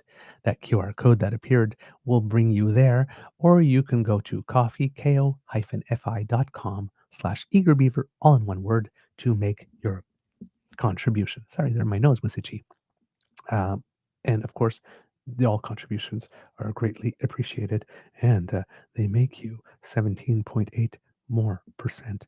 Sorry, let's try that again. 17.8% more interesting at parties. I put the percentage, I put the more in the wrong spot in that sentence there. But kids and cubs, also, if you are doing the Buy Canadian thing, very important, and we want to support you in that as well, a direct bank-to-bank transfer to our email address, truenortheagerbeaver@gmail.com, is the way that you would make that contribution to bypass the CE Tech Bros with whom Donald Trump will be meeting. Again, it seems, I don't know if that's discussed, the next way in which they're going to try to take over the world, or discuss what the terms of the next tribute that they have to offer will be. But he is meeting with them. And when you donate through the CE Tech Bros, well, they take a cut of your donation, and then they take a portion of that and donate it back to Donald Trump so he can do terrible things to us. So we can't allow that to happen. So a bank-to-bank transfer helps prevent that, which is a big win. And because the CE Tech Bros don't get any money from it, which is another win, and they don't take a cut, that means that we get 100% of your donation, which is another win. Win, win, win. So please, if you can donate, please do so. We would be very grateful. We could definitely use the help. Now, kits and cubs, as we often say, because if you're not able to donate financially, the gifts of your attention and participation are the ones that matter the most to us. Like, for example, just watching on YouTube, right? That helps us. So if you are not able to contribute financially, please do not worry, but do write to us. truenortheagerbeaver@gmail.com. That same email address that you will use to make a direct bank-to-bank transfer is the one you can use to let us know what you think about the show, good, bad, or ugly, and to send us some guest suggestions. Or if you happen to have a home-based business or involved in a community organization group, or know somebody who is, who could use a little extra promotion, send them our way.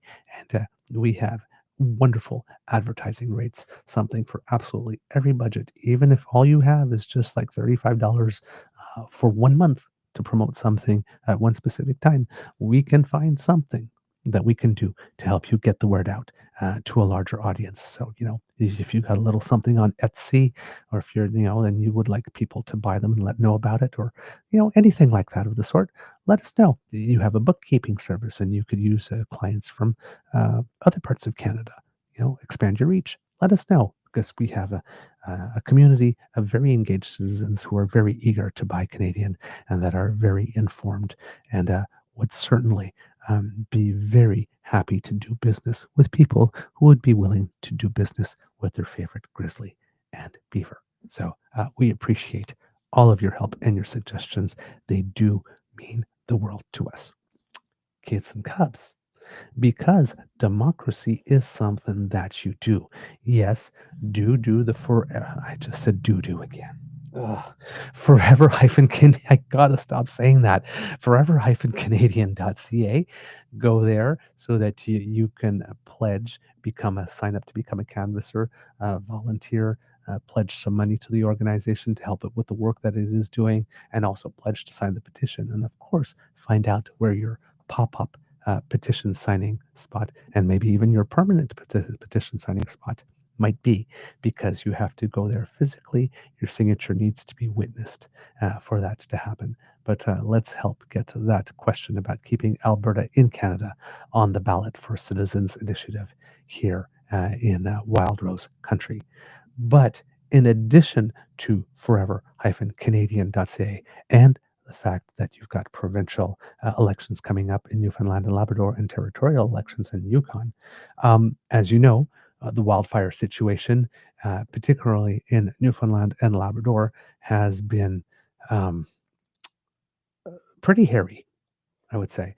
And the federal government announced in mid-August, and for some reason we had missed it, but we have found it.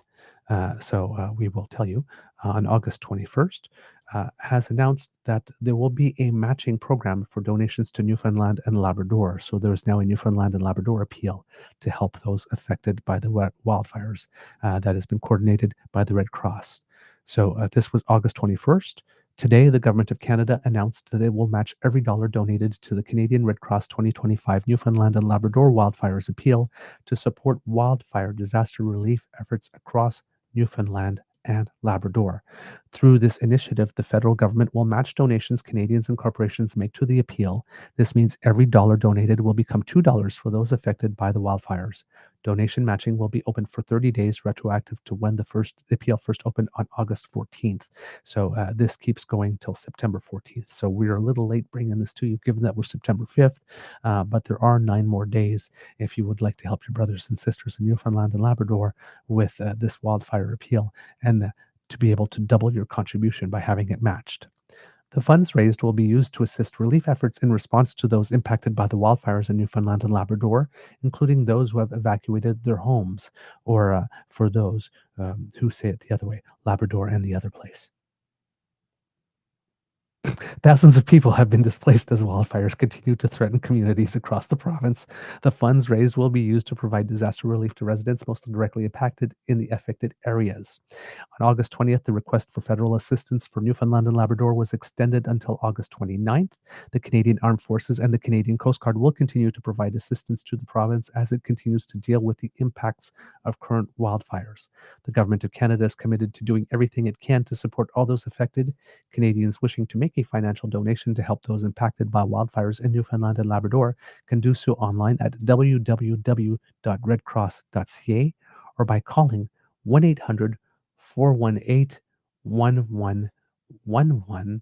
And I believe that there is another method through email if I am checking.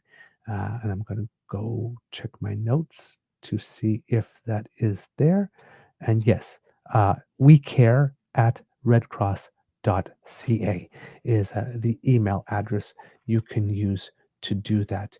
And Kits and Cubs, I am going to take a moment here to put up a web address here for you so that you can look at there. But give.redcross.ca will probably bring you there. There's a little more here on the web, but if you go there, that might be able to help you get there. But please do take note of this web address if you are Kids and Cubs looking at the show live, and I will post it to the show chat as well. So there is a link that you can click on, and please do what you can to help our brothers and sisters in Newfoundland and Labrador. The appeal continues until September 14th. All right, kids and cubs, as well, before we go today, going to talk about some Canadians who make us proud. Um, we're going to talk about Mr. Wayne Middaugh because the curling season is coming up again, and Wayne Middaugh, legendary Canadian curler, has been inducted into the World Curling Hall of Fame. So let's just get an image of him up there. So you can see him. If you've watched curling, certainly you recognize this face. And he's been around for quite a long time. But yes, Wayne Middaugh, one of the sport's most versatile players, was inducted into the World Curling Hall of Fame on Thursday. He's from Brampton, Ontario, and the only athlete to win world men's titles in 3 different positions. He earned gold in 1993 in Geneva, Switzerland, playing second for Russ Howard, skipped Canada to victory in 1998 in Kamloops, and added another in 2012 in Basel, Switzerland, playing third or vice for Glenn Howard. He also represented Ontario at 10 different Briars. He was previously inducted into the Canadian Curling Hall of Fame in 2020, following a decorated career disrupted by a skiing injury in 2016. And if you heard something fall, that was my cell phone that just fell to the floor. Also inducted on Thursday was Finland's Olli Rissanen, who led his country's curling federation for more than 2 decades, and Sweden's team's Peja Lindholm, a foursome that won 3 world championships and played in 3 Olympics. So congratulations to you, Mr. Middaugh, for being inducted into the World Curling Hall of Fame. Definitely much deserved.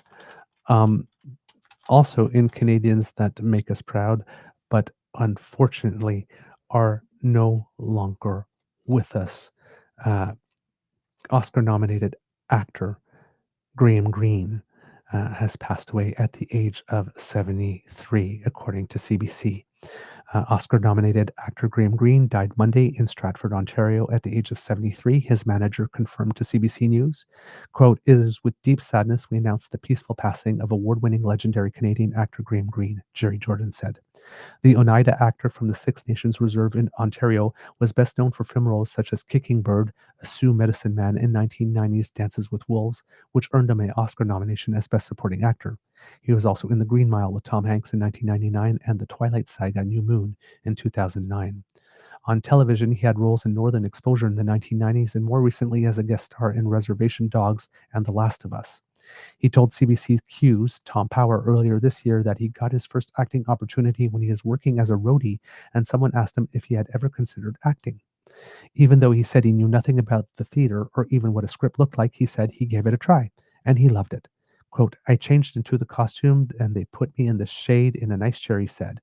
"They brought me food and water. I thought, geez, I'm living the life of a dog. This is great. I don't have to carry anybody's amplifiers anymore. I don't have to do lights. I don't have to drive halfway across the country for nothing." Overall, Greene won 2 Gemini Awards, a Canadian Screen Award for his role in Seeds, a Grammy Award for Best Spoken Word Album for Children for Listen to the Storyteller, and in 2025, the Governor General's Performing Arts Award for Lifetime Artistic Achievement. Quote, "That was a major coup. I thought, wow, why me?" he said on Q. "It means a lot to be recognized in my own country." Greene was also a member of the Order of Canada. And here we have an image of him receiving his order from Governor General Mary Simon. And that was on June 13th. So yeah, again, one of our great actors. And fellow actor Tom Jackson said that Greene was a friend and brother to him. Quote, "I never spent enough time enjoying Graham's company," he told CBC News Monday evening from Tantallon, Nova Scotia. "I wasn't necessarily a best friend to him, but he was a best friend to me."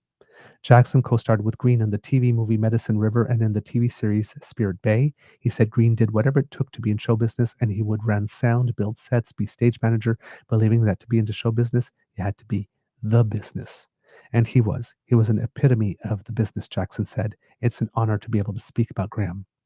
Greene was in heady company at the 1991 Academy Awards, nominated in the Supporting Actor category alongside Al Pacino, Andy Garcia, Bruce Davison, and Joe Pesci, who would win for Goodfellas. He went on to play dozens of roles on stage and on screen in a career that spanned almost 5 decades, from major motion pictures like Thunderheart, Maverick, and Die Hard with a Vengeance, to a range of work on Canadian productions, including comedy The Red Green Show, children's programs The Adventure of Dudley the Dragon, and a narrator host for Exhibit A, Secrets of Forensic Science. Today, we lost a great one, Indigenous filmmaker and actor Jennifer Podemski said in a social media post. I feel so lucky to have known him, an epic loss for so many. Lou Diamond Phillips said, heartbroken, terribly saddened to hear of the passing of Graham Greene at only 73. From Wolf Lake to Longmire, we had a beautiful friendship. An actor's actor, one of the wittiest, wiliest, warmest people I've ever known, iconic and legendary. Rest in peace, or rest in power, perhaps, my brother. Greene's manager told CBC News the actor died of natural causes and that details regarding a remembrance celebration will be shared in the coming days. And also, Kits and Cubs, if you happen to be a resident of Yukon, they had to announce, according to this was the Yukon Art Center, we are deeply saddened to learn of the passing of Hank Kerr. Hank was more than a musician. He was a true Yukon icon whose songs and spirit touched so many lives. His legacy will continue to resonate across our territory. Our heartfelt condolences go out to his family, friends, and all who loved him. And we are definitely going to put an image of this gentleman here, Mr. Hank Kerr. Passed away. Again, very beloved in Yukon for all of his contributions to the culture in terms of what he was able to do there. Trying to find a little bit more on him, but I can't at the moment. So hopefully I will have more on him Monday, but wanted to mention because definitely someone who marked the history and the culture of the territory. And see, I have something here, but for some reason the file will not open when I click it, which is a shame. All right, Kits and Cubs, I will look for more on Hank Kerr here. There we go. He was Saskatchewan born, and he was a ball of musical energy. He has been described by CKRW Yukon by Les McLaughlin in something that he calls a Yukon nugget. He had a stage presence so natural it belied his shyness underneath. Hank Kerr did not blow his own horn. He didn't have to. Whenever he performed, fans and friends would be there to sing along and dance. Our friendship began when we were recording the first pan-Northern CBC radio series called Northern Jamboree in the 60s, first in the ballroom of the old White Horse Inn and later in the CBC studios on 3rd Avenue. From then and during Canada's centennial year, when he represented the Yukon at Expo in Montreal, until today, Hank Kerr has been a great ambassador for the territory. And through the years, he has never forgotten those fans who gave him undying loyalty. To this day, Hank Kerr represents a good song well sung. Hank's voice remains true to the country music sound he enjoys. He's an ambassador of Yukon and its music worldwide. His CDs and DVDs are testaments to the fact that a performer doesn't have to leave the Yukon to succeed in the music world. He was once asked why he didn't go to Nashville to make it. His reply was true to his philosophy. The Yukon, said Hank, is my Nashville. And so the famous Yukon balladeer celebrated his 70th birthday, and his friends at the time that this was written was celebrating his 70th birthday. And his friends know there will be many more songs and stories to come during and after Yukon. So I'm not sure exactly when this was written, but yes, Les McLaughlin, who clearly had a deep appreciation for Mr. Kerr. So there you go, Kits and Cubs, a little more about two great Canadians of whom we are very proud, but are no longer with us, unfortunately. All right. Words of wisdom. They're going to come today from Kit Tabby G, who actually put them in the chat yesterday. Everyone, since we've been talking about music with Hank Kerr, everyone find a little tune to dance to today. Booty shaking is encouraging. Damn it all. So it's Friday. Give your booty a shake. It's good for the soul. All right, kids and cubs, that is all I got from you today. So now it's time for our audience participation. And that means, kids and cubs, I need your help.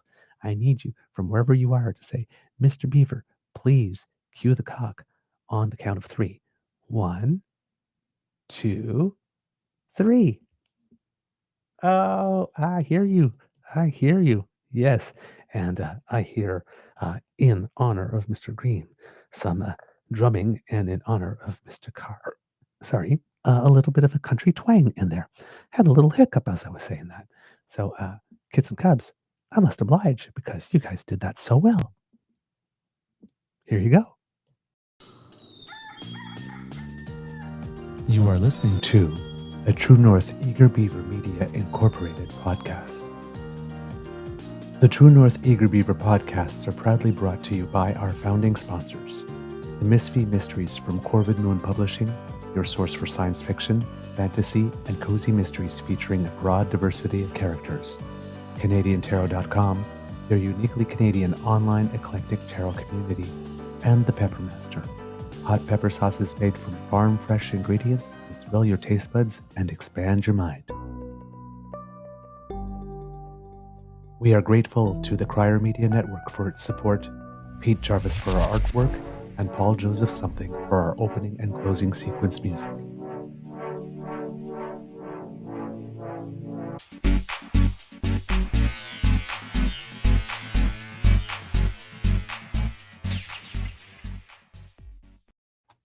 All right, kids and cubs, before we go, I just wanted to mention that tonight is the night that Felix Auger-Aliassime plays his semifinal against world number 1 Jannik Sinner at the US Open. That is scheduled for 7 p.m. Eastern tonight. Prior to that, at 3 p.m.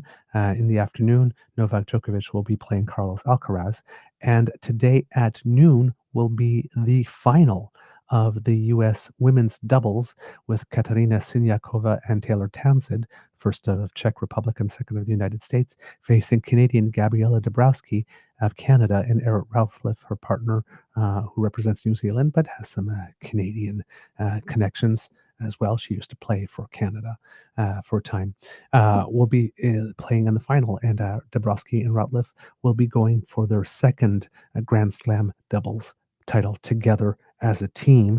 Dabrowski for her 4th one in her career, if you include her 2 mixed doubles titles, and that will be taking place at noon. So hopefully on Monday I'll have some very happy news to report about at least one Grand Slam champion, and maybe 2 if Felix is able to go all the way and keep on taking down giants as he has done so far. He's defeated 3 top 15 players in the world in a row to get to only his second Grand Slam semifinal in his career.